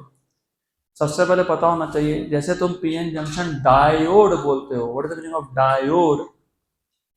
There are 2 electrodes for electrical connection. ये ट्रायोड है। What is the meaning of triode? There are 3 electrodes for electrical connection, right? पक्का? तो डायोड में पी एन दोनों के बीच में एक जंक्शन था, ट्रायोड में पी एन पी या फिर एन पी एन, मतलब एन एन के बीच में एक पी सैंडविच है, और या तो 2 पी के बीच में एक एन है, या तो 2 एन के बीच में एक पी है सैंडविच। उसको सैंडविच ही बोलते वैसे। What is sandwich? मैं खाने वाला सैंडविच ही पूछ रहा हूँ आपसे। What is sandwich? 2 ब्रेड के पीसेस में तुम कुछ फिल कर देते हो, उसको सैंडविच बोलते हो ना। यहाँ भी वही है, 2 एन टाइप के बीच में अगर पी टाइप सेमीकंडक्टर लगा दिया तो एनपीएन ट्रांजिस्टर बन गया। 2 पी के बीच में एक एन हो सकता है तो पीएनपी बन गया। तो रिमेंबर, यहाँ पे 2 जंक्शन बनते हैं, 2, क्योंकि एन एन के बीच में पी है, एन पी एन है, तो एक एन और पी में एक जंक्शन है, और एक पी और एन में एक और जंक्शन है। तो यहाँ पे टोटल 3 इलेक्ट्रोड्स है कनेक्शन के लिए, और टोटल 2 पीएन जंक्शंस है। राइट? तो the transistor is a semiconductor device having 3 doped regions and 2 junctions. The 3 doped regions are emitter, base and collector. अब इसको समझने का तरीका, अगर तुमको ध्यान में आ गया कि how to remember the concept, it is too simple, कुछ भी नहीं है। इमीटर नाम में ही है, इमीटर मतलब क्या करेगा? इमिट करेगा। अब ये डोपिंग करने के बाद, तुम जब पेंटावेलेंट डोपिंग करते हो, तो who is the majority carrier? Electrons. अगर मैं ट्राइवेलेंट डोपिंग कर रहा हूँ तो who is the majority carrier? तो जब मैंने बोला इमिटर, तो इमिटर का काम है चार्जेस को इमिट करना, या तो इलेक्ट्रॉन्स को इमिट करेगा या फिर होल्स को, डिपेंडिंग ऑन डोपिंग क्या है उसका। पेंटावेलेंट है तो किसको इमिट करेगा? इलेक्ट्रॉन्स। और अगर ट्राइवेलेंट है तो होल्स। Sure sure. तो इमेजिन रियल लाइफ में ऐसा इमेजिन करो, सप्लायर है, सप्लायर होता है ना डिस्ट्रीब्यूटर, जैसे distributor of charges. And base का काम बताता हूँ। Base is like a agent. If you know the concept of business, थोड़ा बहुत पता होगा तुमको, अगर जैसे एक बड़ा सा कंपनी होता है जो सप्लाई करता है, फिर उसके बाद एक एजेंट होता है जो जाता है अलग अलग जगह पे उसका माल बेच के आता है। तो जो माल खरीद रहा है वो कलेक्टर है, जो बेच रहा है वो बेस है, और जो बना रहा है वो इमिटर है। एजेंट मतलब बेस। रियल लाइफ में भी तुम अगर सोचोगे तो एजेंट अपना कमीशन कम ही रखता है ना। 100 रुपीज़ का प्रोडक्ट था तो वो जाके क्या 4-5 रुपये कमा के बेच देगा, 104 105 रुपये, ऐसा ही करेगा ना, कि 100 की चीज़ 200। 2 दिन में पैसा डबल। थोड़ा लॉजिकली सोचो इस चीज़ को। तो रिमेंबर, ये मैं जो वर्ड्स बोल रहा हूँ जानबूझ के बोल रहा हूँ, so that you can now once and for all ये कॉन्सेप्ट तुम रात में 2 बजे भी उठोगे तुमको याद आएगा। इमिटर इज सप्लायर, तो जिसको सप्लाई करना उसको होना चाहिए, और होता उसके पास है जिसका डोपिंग ज़्यादा होता है। तो हेविली डोप्ड है कौन? इमिटर। और एजेंट मतलब बेस का काम है सिर्फ इमिटर से लेना, कलेक्टर को देना। तो उसका डोपिंग सबसे कम चाहिए, क्योंकि डोपिंग ज़्यादा हो गया खुद ही रख लेगा सारा माल डब्बे में, आगे कुछ गया ही नहीं, तो वैसा नहीं होता ना। तो इसका डोपिंग सबसे कम है। और कलेक्टर जिसको कलेक्ट करना है, इसका डोपिंग लेवल इन बिटवीन होता है, मॉडरेट डोपिंग होता है। तो ये हो गया डोपिंग का story. Who is heavily doped? Emitter. Who is the least doped? Base. And moderate doping? Collector. पक्का? श्योर? 100%। अब और प्रैक्टिकल लाइफ के कनेक्ट करते हैं। देखो, जो भी सप्लायर होता है, जो प्रोड्यूसर होता है, जो इमिटर होता है, वो क्या करता है? वो माल बनाता है, भेज देता है, बनाता है, भेज देता है, बराबर? श्योर। लेकिन जो बेचने वाला है उसको जगह चाहिए वो माल को संभालने के लिए। कंपनी को टारगेट देगी, कंपनी लेकिन मेरा क्या, तूने नहीं बेचा, तेरी गलती, लेना पड़ेगा, हर महीने लेना पड़ेगा। तो ये जो डिस्ट्रीब्यूटर होते हैं ना, तुमको अगर पता होगा, हमारे इधर एमआईडीसी में जाके देखो, ऐसे बड़े बड़े वेयर हाउस है उनके। तो इसका थिकनेस सबसे ज़्यादा है। अब बोलोगे क्यों? ये नाम में कलेक्टर है, क्या करने वाला है? कलेक्ट। किसको कलेक्ट करने वाला है? चार्जेस, इलेक्ट्रॉन्स, या तो फिर holes. And you know when charges come, they bring और दे जनरेट हीट। तो हीट को डिसिपेट होने के लिए थिकनेस ज़्यादा लगता है, तो इसलिए कलेक्टर थिकनेस वाइज सबसे ज़्यादा है। डोपिंग वाइज क्या है? मॉडरेट है। बेस, बेस थिकनेस वाइज भी सबसे छोटा है और डोपिंग वाइज भी सबसे कम है। इमिटर डोपिंग वाइज सबसे ज़्यादा है लेकिन थिकनेस वाइज इन बिटवीन है, बेस से ज़्यादा लेकिन कलेक्टर से कम। पक्का? गुड। 2 टाइप के ट्रांजिस्टर होते हैं, एनपीएन या फिर पीएनपी। इमिटर एन है तो कलेक्टर भी एन है, बेस क्या है? पी है। इमिटर पी है तो कलेक्टर भी, बेस कौन है फिर? एन। लेकिन मोस्टली यूज होता है एनपीएन ट्रांजिस्टर, तो हमारा पूरा फोकस होगा एनपीएन पे। We will be focusing only on NPN. तो देखो, ये एक स्कीमेटिक डायग्राम दिख रहा होगा तुमको। यहाँ पे देखो, एक सबसे पहले इमिटर है जिसका थिकनेस कम है कंपेयर टू कलेक्टर। कलेक्टर का थिकनेस सबसे ज़्यादा है और बेस का थिकनेस सबसे कम है। तो ये हो गया इमिटर, ये हो गया बेस, ये हो गया कलेक्टर। और एन पी एन में इमिटर और कलेक्टर क्या होता है? N type. तो उसमें मेजोरिटी किसका है? इलेक्ट्रॉन्स का। अगर ये एन है, ये एन है, तो बेस कौन है? पी है। तो इसमें मेजोरिटी किसका है? होल्स का, राइट? तो यहाँ पे तुम देखो 2 जंक्शन बने। एक जंक्शन बन गया between between emitter and base, इसको बोलते हैं base emitter junction, emitter base junction, EB junction, emitter base junction. और एक पीएन जंक्शन बना किसमें? कलेक्टर और बेस में, तो सीपी जंक्शन। तो ये CB जंक्शन का डिप्लीशन लेयर, ये EB जंक्शन का डिप्लीशन लेयर, 3 कॉन्टैक्ट कहाँ से निकालोगे? एक इमिटर से निकालोगे, एक कलेक्टर से निकालोगे और एक बेस से निकालोगे। पक्का? श्योर? 100%? गुड, याद रहेगा। देन अब ये है वो डायग्राम जो अब तक तुमको दिखा रहा था। अब सर्किट में जब हम लोग ट्रांजिस्टर यूज करते हैं, BJT bipolar junction transistor use करते हैं, तो ये पूरा तो नहीं ड्रॉ कर सकते ना, फिर हमको सर्किट सिंबल चाहिए। तो if you look, circuit symbol NPN का और PNP का लगभग तुमको सेम दिखेगा ऑलमोस्ट। तो ये जो प्लेट होता है, प्लेट, वर्टिकल प्लेट, ये इसको बोलते हैं बेस प्लेट। तो ये बेस है, बेस। एक है कलेक्टर, एक है इमीटर, बराबर। एक है कलेक्टर, एक है इमीटर। अब इशू ये है, हमारे पास 2 टाइप के ट्रांजिस्टर थे, NPN और PNP। तो मैं सर्किट में कौन सा ट्रांजिस्टर यूज कर रहा हूँ कैसे समझेगा? अगर NPN टाइप है तो इमीटर N टाइप है कि P टाइप है? इमीटर कौन है? N type. तो इमीटर N टाइप है तो इमीटर इलेक्ट्रॉन को इमिट कर रहा है कि होल को कर रहा है? इलेक्ट्रॉन। तो इलेक्ट्रॉन इमीटर से कहाँ जा रहे हैं? बेस में। कहाँ जा रहे हैं? What is the direction of conventional current? Electron का जो भी डायरेक्शन होगा उसको अपोजिट।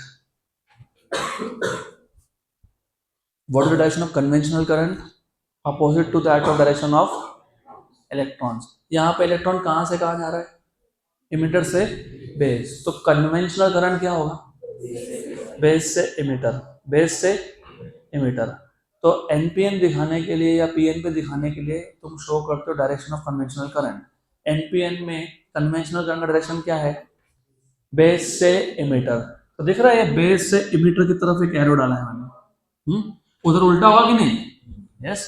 तो ये इंपॉर्टेंट है, दिस इज रियली इंपॉर्टेंट। इसको उल्टा कर दिया तो सारा वर्किंग उल्टा हो जाएगा। तो रिमेंबर, NPN में electrons are going from emitter to base, conventional current is उल्टा of that, base to emitter. तो बेस से लेके इमीटर की तरफ एरो देना पड़ेगा, और PNP में उल्टा है। याद रहेगा? पक्का पक्का? Sure sure? तो ये जो एरो हेड्स होते हैं represent the direction of conventional current, not the direction of electrons, उसका उल्टा। Good, okay. तो अब the base is thin and lightly doped, already बता चुका हूँ। The emitter is heavily doped, ये भी बता चुका हूँ। The collector is the largest of the 3 region with doping level between the doping levels of emitter and base, ये भी मैंने बता दिया। इमीटर इंजेक्ट्स मतलब emits majority charge carriers into base, ये भी मैंने बता दिया। अब बेस क्या करता है? बेस अपना कमीशन रखता है। Base is like agent, agent का कमीशन 4-5%। तो इधर वही होता है, बेस 5% इलेक्ट्रॉन को खुद के पास रखता है, बाकी 95% कलेक्टर को देता है। तो base passes most of this charges to the collector. भाई इससे आगे इक्वेशन बनने वाले हैं, do not take this concept lightly, equation बनेगा इससे अब। तो देखो ऐसा है, ट्रांजिस्टर है 2 जंक्शन। कौन सा 2 जंक्शन?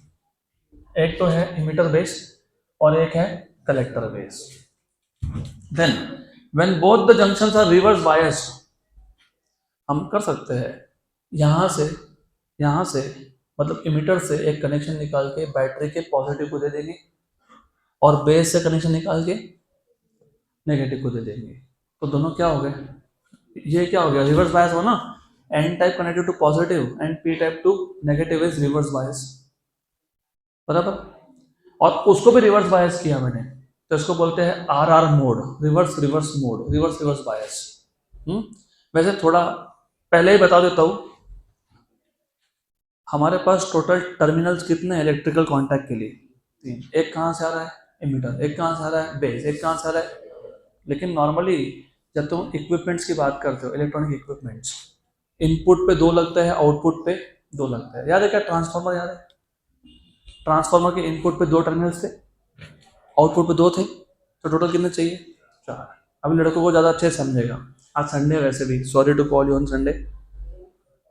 हम लोग जब more or less your age or may be little less, तो संडे के दिन हम क्रिकेट खेलते थे, क्रिकेट, गली क्रिकेट। कभी कभी होता था कि वी आर ऑड नंबर्स, तो 2 टीम तो बनेगी नहीं, एक को कॉमन करना पड़ेगा। तो इधर भी वही है, एक को कॉमन करना पड़ेगा, क्योंकि तुमको इनपुट पे 2 चाहिए, आउटपुट पे 2 चाहिए, 4 टर्मिनल चाहिए थे, तुम्हारे पास है 3, तो क्या करोगे, एक को कॉमन। अभी ये जो डायग्राम है, इस डायग्राम में मैं बेस को कॉमन रखने वाला हूँ। किसको कॉमन रखने वाला हूँ, किसको? तो तुमने देखा, तुमने जरा देखा यहाँ पे, इधर भी बेस आया, इधर भी बेस आया, इमिटर बेस, कलेक्टर बेस, तो is common, base is common. पक्का? अब अगर मैं दोनों को रिवर्स रिवर्स करता तो आर आर बायस, अगर मैं दोनों को फॉरवर्ड कर देता हूं तो एफ एफ बायस। वैसे ना हम आर आर बायस यूज करते हैं, ना हम एफ एफ यूज करते हैं, हम एफ आर यूज करते हैं। मतलब हम लोग इनपुट पे, इस केस में इनपुट इमिटर बेस है, उसको फॉरवर्ड करते हैं, और आउटपुट पे, इस केस में आउटपुट कलेक्टर बेस, उसको रिवर्स करते हैं, उसको बोलते हो F R mode. In it is F R bias which makes the transistor very useful as an amplifier. तो ये जो मैं माइक्रोफोन से मेरा वॉइस को एम्पलीफाई कर रहा हूँ with the help of amplifier, I am using it in which mode, F R. तो फॉरवर्ड रिवर्स, तो इनपुट जंक्शन को मैंने फॉरवर्ड बायस कर दिया और आउटपुट को मैंने रिवर्स बायस कर दिया। अब डिटेल सीखेंगे हम। So let us try to understand action of a transistor. Again, very simple. When the emitter base junction is forward biased and the collector base junction is reverse biased, it is said to be FR bias. वैसे मैंने यहाँ पे base common किया है, base common किया है। अब इसके आगे notations will become little confusing, तो पहले से ध्यान देना। हम देखो कभी भी समझना कैसे, 3 थे, 2 इनपुट पे चाहिए, 2 आउटपुट पे, मतलब 4 चाहिए, 3 है, एक को कॉमन करोगे तो पहले इधर एक लाइन ड्रॉ कर देना, इसको हम लोग बोलते हैं कॉमन लाइन। अब तुमको अगर बेस कॉमन करना है तो बेस से कनेक्शन सीधा इधर जोड़ देना, तो कौन हो गया, कॉमन बेस। कौन हो गया, कॉमन बेस। और बेस और इमीटर से हम लोग लेंगे इनपुट, और बेस और कलेक्टर से हम लोग लेंगे आउटपुट, बराबर। लेकिन यहाँ तो मैंने बेस कॉमन किया ना, कभी तो मैं इमीटर भी कॉमन कर सकता हूँ और कभी मैं कलेक्टर भी कॉमन कर सकता हूँ। कोई कंडीशन तो है नहीं कि हमको बेस को ही कॉमन करना है। इसलिए हम लोग इनपुट एंड पे जो भी वोल्टेज देंगे उसको जनरल नोटेशन है वीबीबी। कौन है, वीबीबी। वैसे तो वीबीई लिखना चाहिए था ना, क्योंकि इनपुट कहाँ से दे रहे हो, बेस इमीटर, आउटपुट कहाँ से दे रहे हो, बेस कलेक्टर, तो क्या लिखना चाहिए था, वीसीबी और वीबीई। लेकिन क्या लिखा, वीबीबी और VCC. These are the general notations for the input voltage and for the output irrespective of who is common। तो इसके आगे जब भी मैं जनरली VBB बोलूंगा मतलब वो क्या है, इनपुट वोल्टेज है, और VCC output, VBB VCC। Common base के लिए VBB कौन है, base emitter, VBB equal to VBE, क्योंकि यहाँ पे तुम बेस इमीटर से इनपुट देते हो, और VCC कौन है, कलेक्टर बेस, तो VCB। बराबर, याद रखना ये। अब ये रखोगे या तो समझेगा। अब तो VBB is input, VCC is output, good. तो a large number of electrons enter the base, of course क्योंकि फॉरवर्ड बायस है, मैंने पहले ही मेंशन कर दिया। बेस इमिटर जंक्शन क्या है, फॉरवर्ड बायस है, और फॉरवर्ड बायस में क्या होता है, large current flows across the junction. वैसे वो नहीं भी समझा, डायग्राम तो दिख रहा है तुमको। इमिटर तुमने फॉरवर्ड बायस करने का मतलब क्या होता है, N type connected to negative and P type to positive. अब मैं एक काम करता हूँ, आप लोगों को साथ साथ में ना मैं डायग्राम भी बता देता हूँ। कौन सा, एनर्जी लेवल डायग्राम, क्योंकि आप लोग थोड़ा सा मेरे को ऐसा दिख रहे हो कि क्या चल रहा है, ऐसा कंफ्यूजन, कंफ्यूजन ही कंफ्यूजन है, सॉल्यूशन कुछ पता नहीं है, तो सॉल्यूशन पहले पता करना पड़ेगा। लगेगा क्या होगा, एट द मोस्ट एक लेक्चर बढ़ेगा, उसके ऊपर क्या होगा। तो कॉन्सेप्ट तो गलत लेके नहीं चल सकते हम लोग। That is one of the primary reason मैं ज्यादा घाई में नहीं कंप्लीट करता। सिलेबस कंप्लीट करने को ऑनेस्टली बोलूंगा 16 दिन लगते हैं, एक दिन में एक चैप्टर होता है, कुछ नहीं होता। इट इज वन शॉट देख लो हो जाता है सिलेबस खत्म। खत्म करना is not important, important is that you understand. अब देखो ऐसा है, थोड़ा सा गड़बड़ नहीं है, बिल्कुल भी नहीं, बिल्कुल भी नहीं। मैं पहले तो, सबसे पहले तो मैं यहाँ पे ड्रॉ कर रहा हूँ 3 एनर्जी लेवल डायग्राम्स, मतलब बैंड्स बेसिकली। क्यों? क्योंकि यहाँ पे 3 रीजन थे। कौन से 3 रीजन थे? एक था इमिटर, एक था बेस, एक था कलेक्टर। और सिर्फ आपको ये समझाने के लिए कि ये बेस है, क्योंकि बेस सबसे कम डोपिंग का होता है, तो बस इसका थोड़ा सा बैंड को छोटा दिखा दिया, बस, बाकी कुछ नहीं। कलेक्टर का विड्थ ज़्यादा होता है तो उसका बैंड का विड्थ ज़्यादा दिखा दिया, वैसे रियलिटी में ऐसा कुछ नहीं होता। गुड। जब तक तुमने बायस नहीं किया, अब बायस तो बाद में जाते हैं, पहले बताओ इमीटर कौन से टाइप का था? एन। बेस कौन सा टाइप का था? पी। और कलेक्टर कौन था? एन। फर्मी लेवल बताओ। फर्मी लेवल एन टाइप का कहाँ होता है? Just below the conduction band, यहाँ पे just above the valence band, यहाँ पे just below the conduction band. जब नो बायस होता है, नो बायस, हमने कोई बाइसिंग वाइसिंग किया नहीं, उस केस में फर्मी लेवल क्या होते हैं? सेम, मतलब मैचेस, मतलब overlap, coincide eight the same level. यहाँ पे माइनॉरिटी, यहाँ पे मेजोरिटी इलेक्ट्रॉन्स थे कि नहीं थे? यहाँ पे मेजोरिटी होल्स थे कि नहीं थे? यहाँ पे कौन थे? इलेक्ट्रॉन्स। ठीक। अब मेरे को एक बात बताओ, इस केस में will the electrons from here to here go? No, क्योंकि ये conduction band of N type, ये पी टाइप के कंडक्शन बैंड से नीचे है। तो जब नो बायस है, no current flows, no current flows, बराबर, देयर इज नो करंट। अब जब तुम बोल रहे हो कि मैं इमिटर बेस जंक्शन को फॉरवर्ड बायस कर रहा हूँ, what is the meaning of forward biasing? भूल गया ना, इसलिए तो इम्पोर्टेंट था। फॉरवर्ड बायसिंग में एन टाइप का बैंड स्ट्रक्चर ऊपर जाता है। कहाँ जाता है? ऊपर। वही तो दिक्कत है, you have to understand this, ऐसा ऊपर जाता है। और इसको तुम क्या कर रहे हो? रिवर्स बायस कर रहे हो। क्या कर रहे हो? तो रिवर्स बायस में ये तो और भी नीचे आएगा कि नहीं आएगा? तुमको ऐसा सीढ़ी बनते हुए दिखा क्या? हाँ। तो यहाँ पे जो इलेक्ट्रॉन्स थे वो यहाँ से यहाँ आए, और इधर थोड़े बहुत होल्स थे। क्योंकि ये बेस है, ये एजेंट है, ये अपना कमीशन लिए बिना आगे जाने देगा नहीं। फिर यहाँ से यहाँ है। You see, step like structure. तो ये स्टेप लाइक स्ट्रक्चर इसीलिए करते हैं हम लोग कि so that the band structure of emitter, मतलब N type, should be up compared to base, so that the electrons can go from here to here. तो बेस को इलेक्ट्रॉन किसने दिए? इमिटर। इमिटर ने 5% रखा, तो 5% रिकॉम्बिनेशन हुआ और 95% इधर गया, बराबर। अभी इसी को मैं इक्वेशन के फॉर्म में लिख देता हूँ, वो आगे लिखने ही वाला था पर अभी डायग्राम ड्रॉ किया ही है। तो who is the supplier? Emitter. Emitter supplying electrons, मतलब emitter is the one who is generating the current, and उस करंट बेस को और कलेक्टर को कहां से मिला? इमिटर से मिला। तो I equal to I B plus I सी।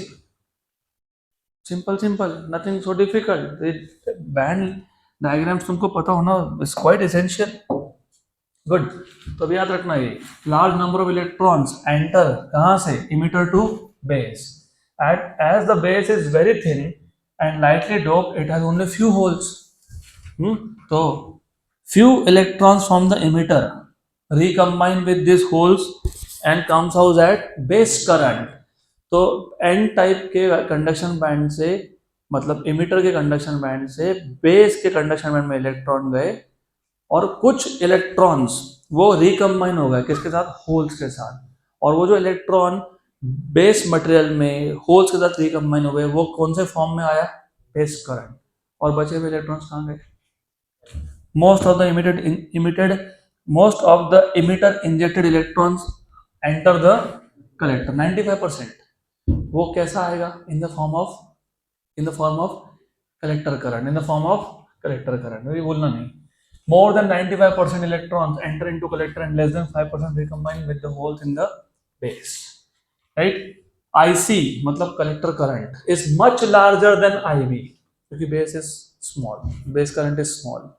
तो बेस करंट की वैल्यू हमेशा माइक्रो एम्पियर में आती है। ये चीज़ें बहुत इंपॉर्टेंट है।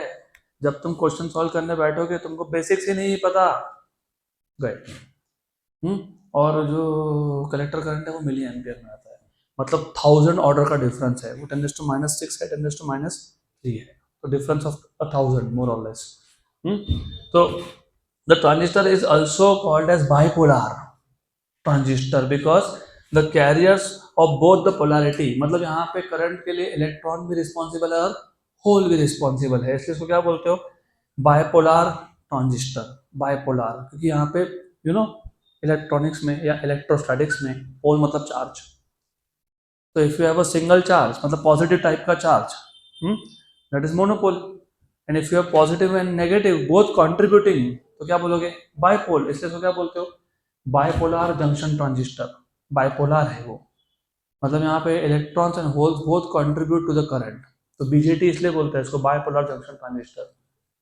गुड, तो ये तो तुमको मैं बता चुका हूँ, collector emitter current is base current plus collector current, लेकिन base current isn't it very small, it's 1000 times smaller than collector current, तो can I neglect it, yes, तो इक्वेशन क्या बन जाएगा, I C equals to I E because I B is neglected, I B is neglected.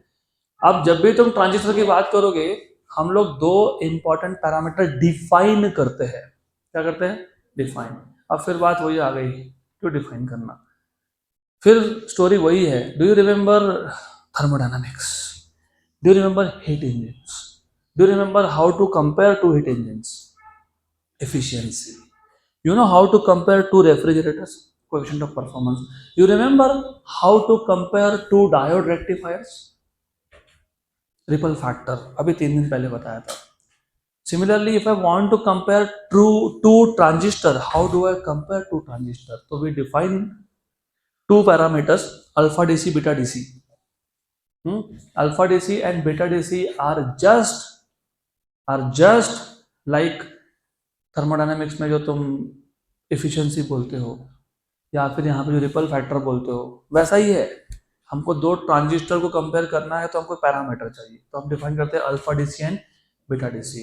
Alpha DC is the ratio of collector current to that of emitter current, collector current to that of emitter current, and beta DC is the ratio of collector current to that of base current. Simple भाषा में अगर तुमको पूरा working समझा होगा, electron कहाँ से चले थे, इमिटर, कहाँ गए, बेस, बेस ने जितना रखना था रख लिया, बाकी कहाँ गए, तो आउटपुट करंट कौन है, कलेक्टर, इनपुट कौन है, तो ये output current to that of input current का रेशियो है, जैसे वहां पे वर्क आउटपुट अपॉन, मैंने आपको बोला सेम है, आउटपुट अपॉन इनपुट ही तो है अल्फा डीसी, है ना, राइट। सिमिलरली बीटा डीसी क्या बताता है तुमको, बीटा डीसी तुमको ये बताता है कि कलेक्टर के पास बेस ने कितना करंट भेजा, क्योंकि IC is the collector current, that is the number of electrons entering the collector through base, मतलब बेस ने खुद ने कितना रखा, मुझे कितना दिया, दैट इज बीटा डीसी, क्योंकि दोनों के पास खुद का कुछ नहीं है, कहाँ से आया, एग्जैक्टली, एग्जैक्टली। अब सपोज हम दोनों, वी लेट अस से two of us and into a partnership, इसके बाद जो भी डील होगी हम दोनों मिलके करवाएंगे, फिर हमारा कमीशन फिक्स हो जाएगा ना कि इतना मिलने वाला है, तो हमको जितना मिलेगा तो हम डिसाइड कर लेंगे कि ठीक है तुझे 10% दे दिया, मैंने 90% रखा, डिपेंडिंग ऑन तुम कितना काम कर रहे हो, बराबर, सही है। तो हर बार वेरीफाई तो करोगे ना कि मुझे 100 रुपये मिला तो मैंने 10 रुपये रखा, उसको 90 दिए, यहाँ पे वैसा ही है, इन दोनों के खुद के पास कुछ नहीं है, कहाँ से आया, इमीटर। तो ये रेशो क्या बताता है, IC बाय IB क्या बताता है, how much factor wise base ने कितना फॉरवर्ड किया कलेक्टर को, सिंपल सी भाषा में। अब थोड़ा और लॉजिकली सोचो, IC is always less than I, क्यों, क्योंकि IC तो खुद I का पार्ट है ना, इमीटर का ही करंट का कुछ पार्ट किसके पास गया, तो ये हमेशा 1 से छोटा नंबर है, क्योंकि यहाँ पे डिनोमिनेटर बड़ा है, न्यूमरेटर छोटा है, यहाँ उल्टा है, तो beta is always greater than 1। तो अभी याद रखना, what is alpha DC, IC by IE, what is beta DC, IC by IB, alpha की वैल्यू हमेशा 1 से और बीटा की वैल्यू 1 से, तो अगर मैं ये इस इक्वेशन को अगर मैं IC से डिवाइड कर दूं, किससे? तो I by IC, IB by IC, IC by IC 1 आ गया। लेकिन IE by IC, what is IC by I? तो what is this 1 upon alpha, what is this 1 upon beta plus 1, correct. थोड़ा रीअरेंज करोगे तो तुमको अल्फा डीसी मिल जाएगा in terms of beta DC upon 1 plus beta DC, correct. और similarly beta चाहिए तो alpha DC upon 1 minus alpha DC. अभी यहाँ भी कंफ्यूजन होता है, याद नहीं रहता, मैंने इसलिए पहले बोल दिया। अल्फा डीसी की वैल्यू 1 से छोटी, तो ऊपर अगर बीटा है तो नीचे 1 प्लस होगा, क्योंकि नीचे डिनोमिनेटर बड़ा करना पड़ेगा, सो that the number is less than 1। और बीटा डीसी जो है वो 1 से बड़ा है तो नीचे का नंबर छोटा करना पड़ेगा, ऊपर अल्फा है ना तो नीचे 1 माइनस अल्फा। ये जितने तुमको ट्रिक्स बता रहा हूँ ये सारे के सारे CET JEE नीट में इस पे क्वेश्चन आए। उधर इतना खतरनाक कंफ्यूजन होता है, याद ही नहीं रहता, फिर से सोचते बैठते तो क्या सोचना है, वो 1 से छोटा है 1 से बड़ा है, 1 से छोटा है तो नीचे प्लस आएगा और इधर माइनस आएगा। Good, done. अभी आ जाते हैं हम लोग ट्रांजिस्टर कॉन्फ़िगरेशन पे।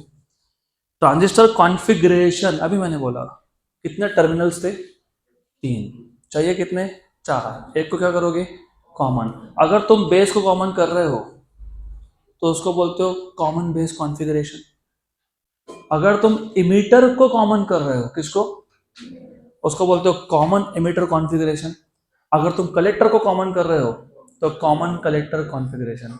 The most widely use configuration is not common base, it is common emitter. तो ये जो ट्रांजिस्टर मैं भी यूज कर रहा हूँ ना, एम्पलीफायर सर्किट यूज कर रहा हूँ मैं वॉइस को एम्पलीफाई करने के लिए, उसमें भी कॉमन इमीटर कॉन्फ़िगरेशन है। तो remember, common emitter configuration is the most widely used. तुमको सर्किट सिंबल याद है? याद है क्या? NP NP NP. अभी मैं सिर्फ एनपीएन पे फोकस करूंगा, मैं पीएनपी सर दिखाने का दिखा रहा हूँ लेकिन फोकस मेरा एनपीएन पे होगा। रिमेंबर, एरो एरो ये उल्टा दिया है, जानबूझ कर रखा मैंने, वो टेक्स्ट बुक का गलती है। That is NPN, that is NPN, this is PNP. तो करेक्शन करना आपको वहां पे। वो आपके टेक्स्ट बुक में मिस प्रिंट हुआ है तो you have to also understand कि व्हाट इज रॉन्ग। सिर्फ एरो उल्टा कर लो, या तो नाम इसकी टोपी उसके सर, इधर का उधर। गुड, चलो अभी यहाँ ध्यान दो। अभी मैंने तुमको बताया सबसे पहला काम क्या करेंगे, एक कॉमन लाइन ड्रॉ करेंगे। है क्या ये कॉमन लाइन? देखो है क्या? और कॉमन लाइन हमेशा ग्राउंडेड होता है। ग्राउंडिंग क्या होता है? अर्थिंग क्या होता है? ये अर्थिंग का सिंबल है, ग्राउंडिंग का सिंबल। अगर मुझे इमीटर कॉमन करना है तो मैं इमीटर किसको ज्वाइन करूंगा? कॉमन लाइन को। तो देखो इमीटर किसको ज्वाइन किया? कॉमन। और यहाँ पे क्या ज्वाइन किया? इमीटर ज्वाइन किया, किसको? कॉमन लाइन को। तो ये क्या हो गया? Common emitter. अच्छा अब एक बात बताओ, वो आगे आने ही वाला है तुमको, डोंट वरी, मैं तुमको ऐसा टेबल बना के देने वाला हूँ कि सारा एक ही टेबल में पूरा काम खत्म हो जाएगा तुम्हारा। कॉमन कौन है? तो बताओ इनपुट कहाँ से देंगे? Base emitter. आउटपुट कहाँ से लेंगे? Emitter collector. तो यहाँ पे आउटपुट VCE है, कलेक्टर इमीटर, और इनपुट VBE है। कौन है? VBE। जो भी कॉमन है वो दोनों में दिखना चाहिए। VBE में E कॉमन है, VCE में भी E कॉमन है, बराबर? पक्का? तो who is input voltage here? VBE। Who is output voltage here? VCE। Who is input current? Base current, क्योंकि बेस इनपुट को ज्वाइंट हुआ, आउटपुट को कौन ज्वाइंट हुआ? कलेक्टर। तो who is output current? IC। तो जो कॉमन है, जो वो करंट ना इनपुट में आता है ना आउटपुट में आता है, कौन कॉमन है? इमीटर। तो इनपुट करंट इमीटर करंट नहीं है, आउटपुट करंट भी इमीटर करंट नहीं है। इनपुट करंट कौन है? बेस। आउटपुट कौन है? IC, collector current. पक्का? श्योर? गुड। अगला कॉन्फ़िगरेशन है कॉमन बेस। तो तुमने सीखा अभी, बेस को क्या कर दिया? कॉमन लाइन से ज्वाइन कर दिया। याद है कि बेस ये प्लेट था, राइट? तो अभी इनपुट यहां से आएगा कि नहीं? तो who is input voltage? Base emitter, और आउटपुट पे collector base. Base emitter collector base, common कौन दिख रहा है? बेस। इनपुट कहाँ से आएगा? इमीटर। आउटपुट कहाँ से आएगा? कलेक्टर। बेस आएगा इनपुट आउटपुट करंट में? नहीं। तीसरा टाइप का कॉन्फ़िगरेशन कौन बचा? Common collector. Before I put a diagram here I want you to tell me, अगर कलेक्टर कॉमन है, इनपुट इज इमीटर कलेक्टर कि base collector? Base collector. Base collector VBC, और आउटपुट पे वीसीई।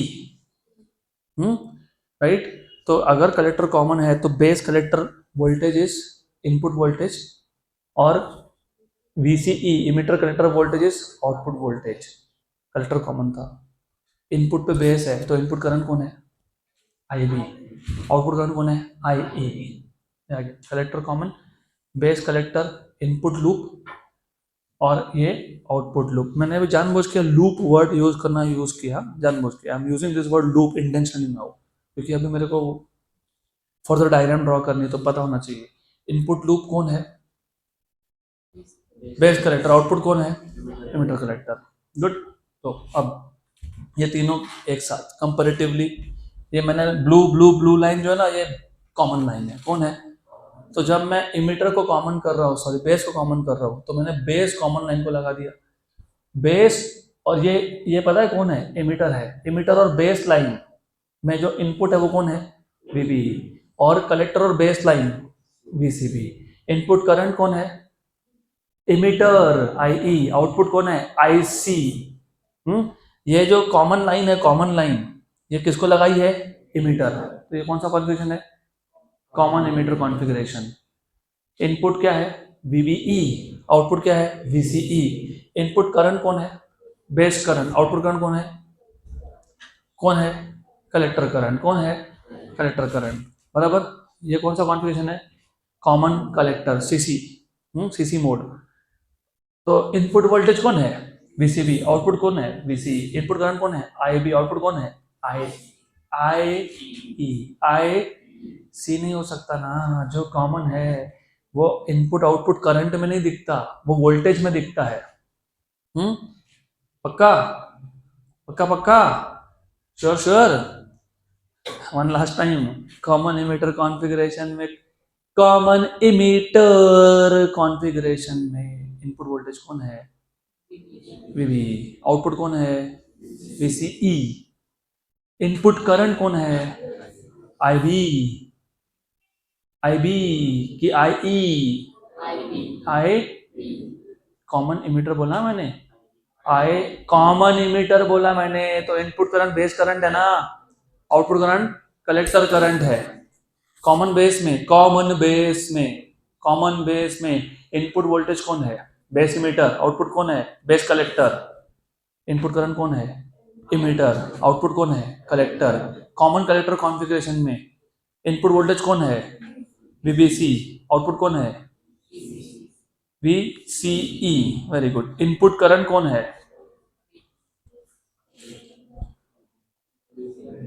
कलेक्टर कॉमन बोल रहा हूं मैं, तो बेस करंट इनपुट है। आउटपुट कौन है? ये सब तुमको पता होगा तो क्वेश्चन सॉल्व होंगे। ये सब पता होना चाहिए। Configuration common base, input voltage VBE, output voltage VCB, input current IE, output current IC, common emitter, base emitter voltage is input, और collector emitter VC is output, input current is base current, output current is collector current. अब ये सब बताने का reason ये होता है, characteristics of a common emitter configuration. What is the meaning of characteristics? Graph of current versus voltage. अभी ये इतना डिफिकल्ट भी नहीं है, इतना सिंपल भी नहीं है। अगर तुमको ये नहीं समझा या तुमको ये नहीं पता तो फिर दिक्कत ही दिक्कत है तुम्हारे लिए। हम लोग किसकी कैरेक्टरिस्टिक स्टडी करने वाले? Common emitter. One last time, common emitter में कौन कॉमन है? इमीटर कॉमन है। इनपुट वोल्टेज कौन है? इमीटर कॉमन है। Base emitter VBE input voltage है। इनपुट करंट कौन है? आई बी। कौन? कौन कौन कौन आउटपुट वोल्टेज क्या है? VCE, VCE. तो ई भूल जाओ, 50C वो आउटपुट करंट होता है। आईसी। कॉमन इमीटर कॉन्फ़िगरेशन में कॉमन कौन है? इमीटर। इनपुट वोल्टेज कौन है? वीबीई। ई भूल जाओ, बचा बी, वो इनपुट करंट है। आउटपुट वोल्टेज कौन है? वीसीई, बराबर। ई तो कॉमन है, भूल जाओ, बचा कौन? सी, वो आउटपुट करंट है। पक्का? अब आएगा मजा, क्योंकि अभी डायग्राम है बहुत ज़बरदस्त, एक्चुअली कुछ नहीं है। It is just the perspective, तुम सोचते कैसे हो उसके हिसाब से तुमको कोई भी टॉपिक डिफिकल्ट या ईजी लगता है। कोई भी टॉपिक ना डिफिकल्ट है ना ईजी है, it is your mind set. अब मैं बताता हूँ तुमको कि पूरी डायग्राम याद कैसे रखना। याद रखना ही नहीं, टॉपिक समझ लो। कौन से कॉन्फ़िगरेशन की बात हो रही है? इमीटर। एक बेस लाइन डाल दिया। बेस लाइन को कौन कनेक्ट करने वाला है? इमीटर। ऐसा एक लाइन ऊपर आया, आया ऊपर, आएगा आएगा, मैं सरकूंगा तो दिखेगा तुमको, अभी फिलहाल नहीं सरकने वाला मैं यहाँ से। ये लाइन, कॉमन लाइन को कौन ज्वाइन हो रहा है? इमीटर। कौन ज्वाइन हो रहा है? इमीटर। अगर इमीटर कॉमन है तो इनपुट लूप में बेस होगा, आउटपुट लूप में कलेक्टर होगा। ठीक होगा? तो देखो, ये कॉमन लाइन को मैंने इमीटर ज्वाइन किया, इनपुट लूप में बेस है, आउटपुट लूप में कलेक्टर है। ठीक?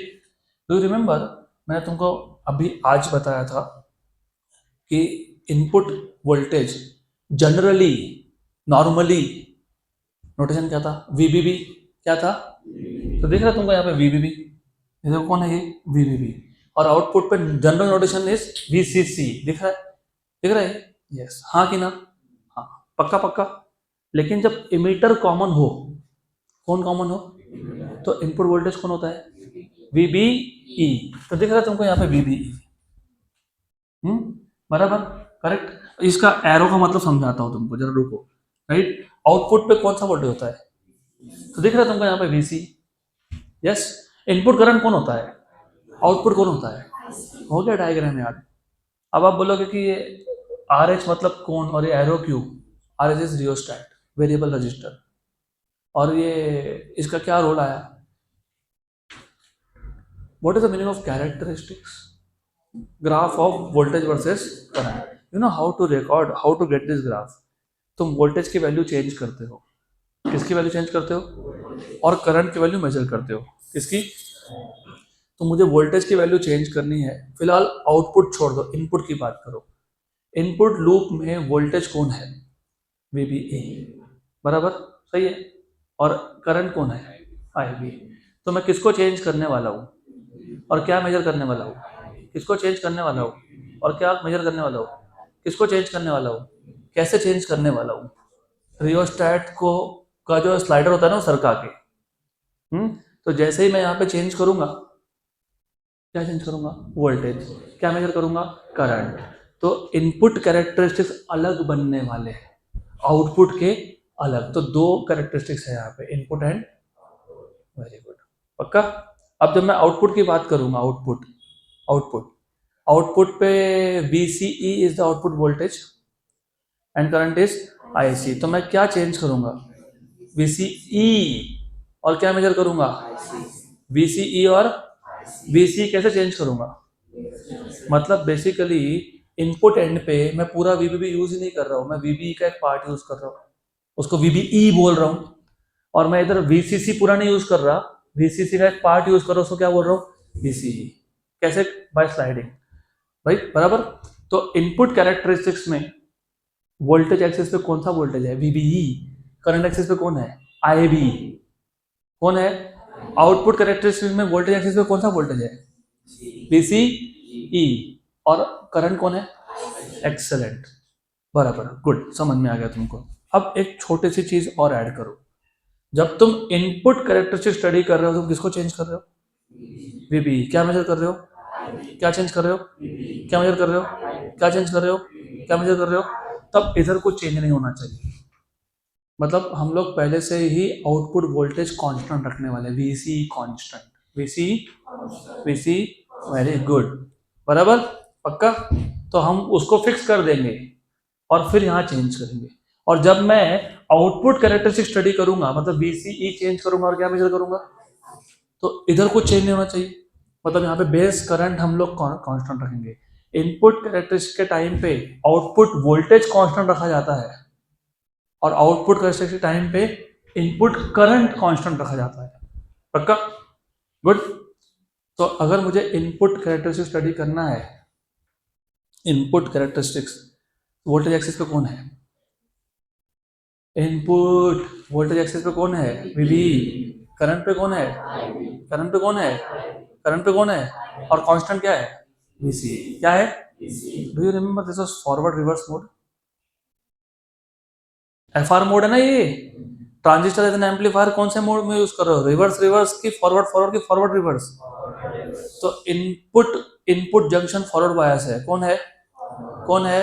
और फॉरवर्ड बायस कैरेक्टरिस्टिक कौन से क्वाड्रेंट में होते हैं और कैसे होते हैं? याद है? होता ना वैसा? होता ना वैसा? तो VC इज केप्ट कांस्टेंट, हमने आउटपुट वोल्टेज क्या रख दिया? कांस्टेंट। और VB क्या किया? इंक्रीज किया स्मॉल स्टेप में। और क्या मेजर किया? IB। बराबर। When we plot IB versus VB, you see forward characteristics, ये था ना। फिर आप बोलोगे दो लाइन क्यों है? क्योंकि पहले मैंने VC कांस्टेंट रखा था 10 वोल्ट पे, फिर सेम एक्सपेरिमेंट रिपीट किया 12 वोल्ट पे, मुझे नेचर सेम मिल रहा। और अगर मैं 14 वोल्ट पे करूंगा तो वापस सेम मिलेगा। वापस सेम मिलेगा, ऐसा सेम मिलता जाएगा। पक्का पक्का? Sure sure? 100%? तो रिमेंबर, ये तो ठीक है, this is fine, but that is what you should no now. Good. अब ऐसा है, देखो, उसे कुछ नहीं, जितना तुमने सीखा उसी का सब अभी सारे टॉपिक एक साथ कंबाइन करके हम स्टडी कर रहे हैं। You remember what is Ohm's law? V equals to IR. Very good. What is R? V by I. V equal to IR, तो R is V by I. What is characteristic graph of what versus what? Current versus voltage. Excellent. तो अगर मेरे को voltage current के graph से resistor निकालना हो तो कैसे निकालेंगे? स्लोप। कैसे निकालेंगे? Very good. अगर V equal to I R, वैसे V equal to I R conductors के लिए फॉलो होता है, ये सेमी कंडक्टर है, इसके लिए नहीं होता है। वो स्ट्रेट लाइन आता है। स्ट्रेट लाइन क्या आता है? तो उधर तुम कोई भी वोल्टेज रेंज के लिए मेजर करोगे ना, रेजिस्टेंस की वैल्यू सेम मिलेगी। क्या मिलेगी? क्या मिलेगी? क्या मिलेगी? सेम, मतलब कांस्टेंट। कांस्टेंट को साइंस के या फिजिक्स की भाषा में स्टैटिक बोलते हैं। क्या बोलते हैं? तो उस केस में ओहमिक डिवाइसेस में रेजिस्टेंस की वैल्यू तुम कभी भी मेजर करो, किसी भी वोल्टेज रेंज के लिए मेजर करो, हमेशा क्या मिलने वाला है? सेम। तो उसको बोलते हो स्टैटिक रेजिस्टेंस। क्या बोलते हो? क्योंकि वो I और V की वैल्यू पे डिपेंड करता है। यस और नो? और तुमने बोला स्लोप से मिलता है, हाँ कि ना? तुमने बोला, मैंने नहीं बोला, तुमने बोला, हाँ कि ना? अगर मुझे, मान लो, इमेजिन मुझे इस ग्राफ से, क्योंकि ये भी V और I का ग्राफ है, मुझे यहाँ से रजिस्टेंस निकालना हो तो क्या निकालना पड़ेगा? स्लोप। लेकिन अगर मैं यहाँ वोल्टेज लेता हूँ तो स्लोप अलग है, यहाँ लेता हूँ तो अलग है, यहाँ लेता हूँ तो यहाँ पे जो रेजिस्टेंस है वो हर जगह पे कांस्टेंट है कि चेंजिंग है?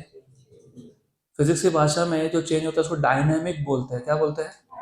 क्या बोलते हैं? और ये कैरेक्टरिस्टिक्स कौन से है? इनपुट। तो रेजिस्टेंस कहाँ देख रहे हो? इनपुट पे कि आउटपुट पे? और रेजिस्टेंस सेम आएगा कि चेंज होगा? चेंज होगा। Dynamic input resistance.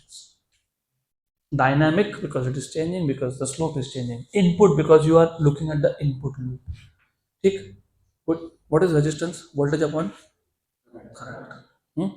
यहाँ पे delta V by delta I, delta V by delta I, लेकिन कौन सा V? VBE। कौन सा I? IB। आ गया? और तुमने डायनामिक रेजिस्टेंस निकालते वक्त क्या कांस्टेंट रखा था? तो VC इक्वल्स टू कांस्टेंट। बराबर। सेमीकंडक्टर इज सो इंटरेस्टिंग और डिफिकल्ट नहीं है ये। समहाउ तुम लोगों के दिमाग में ये बैठ गया कि फिजिक्स, वैसे तो ये है भी इलेक्ट्रॉनिक्स, फिजिक्स तो बोल ही नहीं सकता मैं, इलेक्ट्रॉनिक्स है। Electronics is branch of physics of course, but it is purely electronics now. It's too simple. अभी हम क्या स्टडी करेंगे? सही बात है। आउटपुट कैरेक्टरिस्टिक्स में आउटपुट वोल्टेज कौन था? VC E। VC E। और करंट कौन था? तो किसका ग्राफ आएगा ये, VCE और वेरी गुड। और जब आउटपुट करेक्टरिस्टिक स्टडी करते हैं तो क्या कांस्टेंट रखा जाता है, इनपुट करंट। इनपुट करंट कौन था, बेस करंट। कौन था, जरा देख लो। For common emitter mode it is a graph of collector current मतलब IC output current versus the collector voltage for the fixed value of base current. Very good. To study the output characteristics IB मतलब base current मतलब input current is kept constant and VCE is increased in small steps. And what is measured, IC. What is measured, IC. पक्का पक्का, good good. तो when you plot a graph ऐसा graph मिलता है। किसका graph है, output voltage VCE versus अच्छा यहाँ तक अभी ध्यान दो। अभी ये लाइंस नहीं है, ऐसा इमेजिन कर लो, नहीं है लाइंस, अभी तो कुछ नहीं है, सिर्फ एक्सिस ड्रॉ किया मैंने, तो ये कुछ है क्या, नहीं है, अभी करेंगे। मैंने बोला कि जब हम VCE चेंज करेंगे क्या मेजर करेंगे, लेकिन बेस करंट क्या रखेंगे, कांस्टेंट। और बेस करंट कौन है, इनपुट करंट है। कौन है, कौन है, वेरी गुड, कौन है, सही बात है। किसी के पास, रुको जरा एग्जाम्पल देता हूँ तो समझेगा तुमको अच्छे से समझेगा। हाँ चलो ठीक है, मैं एक काम करता हूँ, ये ना माइक्रोफोन का वायर निकाल लेता हूँ। माइक्रोफोन वर्क कर रहा है क्या, क्यों नहीं कर रहा, नहीं वायर निकालना तो ये तो जनरल लोगों की भाषा है, फिजिक्स की भाषा थोड़ी है। इनपुट नहीं दिया मैंने इसको तो आउटपुट मिलेगा क्या, नहीं, वेरी गुड। तो मैं अभी इसको इनपुट दूंगा तो आउटपुट आएगा क्या, अभी चल रहा है ये। हाँ अब मुझे बताओ इधर इनपुट करंट कौन था, IB। तो अगर मैं इनपुट नहीं दूं आउटपुट मिलने वाला है क्या, तो देख लो अगर IB 0 है तो जो आउटपुट करंट है वो बहुत छोटा है, वो है बहुत छोटा है क्योंकि माइनॉरिटी कैरियर्स होते हैं इधर, बराबर। तो जब तुम इनपुट ही नहीं दे रहे हो तो कैसे एक्सपेक्ट कर सकते हो तुमको आउटपुट मिलेगा क्या, नहीं। और जब तुम इनपुट करंट नहीं दे रहे हो, आउटपुट पे कुछ नहीं मिल रहा, तो वो जो डिवाइस है वो ऑपरेशनल मोड में है कि स्टैंड बाय मोड में हो गया, उसको कट ऑफ बोलते हैं। क्या बोलते हैं उसको, क्या बोलेंगे हम, आएगा अभी आएगा, मैं एक एक करके बताऊंगा। तो when IB is 0 IC is nearly 0। तुम कितना भी वोल्टेज बढ़ा दो, करंट आ रहा है क्या IC, नहीं, क्योंकि इनपुट करंट क्या था 0। We see that the transistor is in cut off region. तो ये जो रीजन है ये कौन सा रीजन है, कट ऑफ, मतलब ये इतना रीजन। कट ऑफ मतलब transistor is not in use currently. Cut off मतलब क्या, क्या कैपेसिटी है। मेरे को लास्ट मंथ लोग बोल रहे थे स्टूडेंट्स थोड़ा जल्दी सिलेबस खत्म करो, तो मैं एक संडे को 2 घंटे नहीं बैठ पा रहा। तो इंक्रीज योर कैपेसिटी है लर्निंग साइंस। मेरा कैपेसिटी मत चेक करो, मैं सुबह 6 से रात के 12 तक पढ़ा सकता हूँ नॉन स्टॉप। इसलिए ऐसा है, you have to, this is all because of your this habit of using mobile phone. आप लोगों का वो जो मोबाइल फोन पे जो वो रील देखने का जो आदत पड़ गया ना, your concentration time has decrease significantly. So you should do this. Anyways, not wasting any time anymore. अब देखो ऐसा है, थोड़ा और नोटिस करो, जब तक VCE मतलब आउटपुट वोल्टेज की वैल्यू 0.3 से कम है, 0.3 से, तुमको दिख रहा है, मैंने पहले IB की वैल्यू क्या रखी 0, तो कट ऑफ हुआ। लेकिन अभी मैंने IB की वैल्यू क्या रखी 10 माइक्रो एम्पियर, तो थोड़ा सा मुझे आउटपुट पे करंट मिला कि नहीं, वोल्टेज तो मैं बढ़ा ही रहा हूँ, करंट मिला कि नहीं। मैंने अगर IB की वैल्यू और बढ़ाई तो वापस ग्राफ सेम आया कि नहीं, सिर्फ ग्राफ क्या हुआ ऊपर शिफ्ट हुआ, क्योंकि इनपुट पे ज्यादा करंट होगा तो आउटपुट पे भी ज्यादा ही आएगा। मैंने IB की वैल्यू और बढ़ाई तो nature of the graph is same, सिर्फ ग्राफ ऊपर ऊपर शिफ्ट हो रहा है कि नहीं, पक्का पक्का, गुड गुड श्योर। लेकिन डू यू नोटिस कि 0.3 वोल्ट तक करंट की वैल्यू कुछ भी हो, करंट की वैल्यू कुछ भी मतलब किसकी, बेस करंट की, इनपुट करंट की, लीनियर ग्राफ है कि नहीं, स्ट्रेट लाइन दिख रहा है कि नहीं तुमको। तो देखो for VCE less than 0.3 volt IC increases with VCE, IC increases with VCE 0.3 volt तक मैं वोल्टेज बढ़ाऊंगा तो करंट बढ़ेगा, वोल्टेज बढ़ाऊंगा तो करंट बढ़ेगा, वोल्टेज बढ़ाऊंगा तो करंट बढ़ेगा। और कैसे बढ़ेगा? लीनियरली। इसका मतलब समझ में आ रहा है? इसका मतलब जो करंट है आईसी, उसको कौन कंट्रोल कर पा रहा है? वीसी। कौन कर पा रहा है? कौन कर पा रहा है? वीसी। कौन कर पा रहा है? तो ये जो लाइन मैंने दिया अभी, ये जो लाइन दिख रहा है अभी, पतला सा लाइन ड्रॉ किया मैंने, ये वो रीजन है।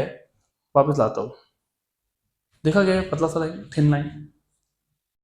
ये 0.3 वोल्ट पे ड्रॉ किया मैंने, मतलब इससे कम वोल्टेजेस पे current is increasing linearly with voltage. मतलब करंट, आउटपुट करंट आईसी को कौन कंट्रोल कर रहा है? आउटपुट वोल्टेज वीसीई कंट्रोल कर पा रहा है। उसके बाद वो सैचुरेट हो गया। उसके बाद वोल्टेज कितना भी बढ़ाओगे तो वो करंट की वैल्यू क्या हो गई? कांस्टेंट। अब बढ़ने वाली है क्या? नहीं। तो आउटपुट करंट को आउटपुट वोल्टेज कितने वोल्टेज तक कंट्रोल कर पा रहा है? 0.3। Remember this. When VCE is greater than VBE 0.7 volt, जब VCE की वैल्यू, VCE की वैल्यू, ये देखो, ये VCE की वैल्यू 0.7 वोल्ट, VCE की वैल्यू जब 0.7 वोल्ट से बढ़ जाती है, ये 0.7 वोल्ट पता है क्यों इंपॉर्टेंट है? 0.3 और 0.7 वोल्ट इंपॉर्टेंट क्यों पता है? 0.3 is barrier potential for germanium and 0.7 for silicon। तो याद रखना, जानबूझ के एक जगह पे 0.3 यूज किया, एक जगह पे 0.7 यूज किया मैंने। एक्चुअली मैंने यहाँ पे 0.3 लिखना चाहिए था। तो याद रखो, ये 0.7 और 0.3 एक सिलिकॉन का वैल्यू है, एक जर्मेनियम का। तो जब मैं वापस बता रहा हूँ मैं, ये कौन सा कैरेक्टरिस्टिक्स है? कौन सा है? कौन सा है? आउटपुट है। कौन सा है? Very good. आउटपुट कैसे, भूलना मत इसको। कौन सा है ये? और आउटपुट तुमने फॉरवर्ड बायस किया कि रिवर्स बायस किया? रिवर्स। कौन सा है ये? Reverse bias. कौन सा है ये? कौन सा है ये? Reverse bias. कौन सा है ये? भूलना नहीं, रिवर्स बायस है ये, राइट। तो जब ये जो रिवर्स वोल्टेज 0.3 या 0.7 से बढ़ गया ना, तो जो कलेक्टर इमिटर जंक्शन होता है, कलेक्टर इमिटर जंक्शन, वो क्या हो गया? Reverse bias, and IC gets saturated. IC क्या हो गया? सैचुरेट मतलब अभी कितना भी वोल्टेज बढ़ाऊंगा, करंट बढ़ेगा क्या? नहीं बढ़ेगा ना। इसको बोलते हैं एक्टिव रीजन। क्या बोलते हैं? क्या बोलते हैं? Active region. तो ये एक्टिव रीजन है। तो ट्रांजिस्टर को एज एन एम्पलीफायर यूज करने के लिए हम लोग कट ऑफ में नहीं यूज करते। किस में यूज करते हैं? किस में करते हैं? एक्टिव। किस में करते हैं? एक्टिव। और वन लास्ट थिंग, वो तुम लिखो मत लिखो कोई फर्क नहीं पड़ता, यहाँ पे एक लाइन ड्रॉ कर देता हूं मैं। ये जो लाइन है, ये लाइन दिख रहा है, ये लाइन, इसके लेफ्ट में do you see any current here? नहीं ना। इसको क्या बोलते हैं पता है? सैचुरेशन। क्या बोलते हैं? सैचुरेशन। बस ये तुम्हारे याद रखने के लिए। You are interested in only active region. कौन सा रीजन? एक्टिव। तो ये एक्टिव, ये कट ऑफ और ये सैचुरेशन। गुड। अब ये कौन से कैरेक्टरिस्टिक्स थे? तो आउटपुट कैरेक्टरिस्टिक्स पे रेजिस्टेंस भी आउटपुट का होगा कि नहीं? हाँ। और ये वोल्टेज करंट ग्राफ है क्या? हाँ। उसका स्लोप हमको क्या देता है? रेजिस्टेंस। ये स्ट्रेट लाइन है क्या? नहीं है। तो यहाँ रेजिस्टेंस की वैल्यू सेम रहेगी क्या? नहीं। तो यहाँ पे भी resistance voltage to voltage change होगा। तो ये वोल्टेज स्टैटिक है कि डायनेमिक है? तो हम डिफाइन करेंगे dynamic output resistance. Output resistance, what is resistance? V by I। यहाँ पे कौन सा V? VC। कौन सा I? लेकिन यहाँ पे क्या कांस्टेंट रखा तुमने? IB। तो IB केप्ट कांस्टेंट। पक्का पक्का? Sure sure? 100%।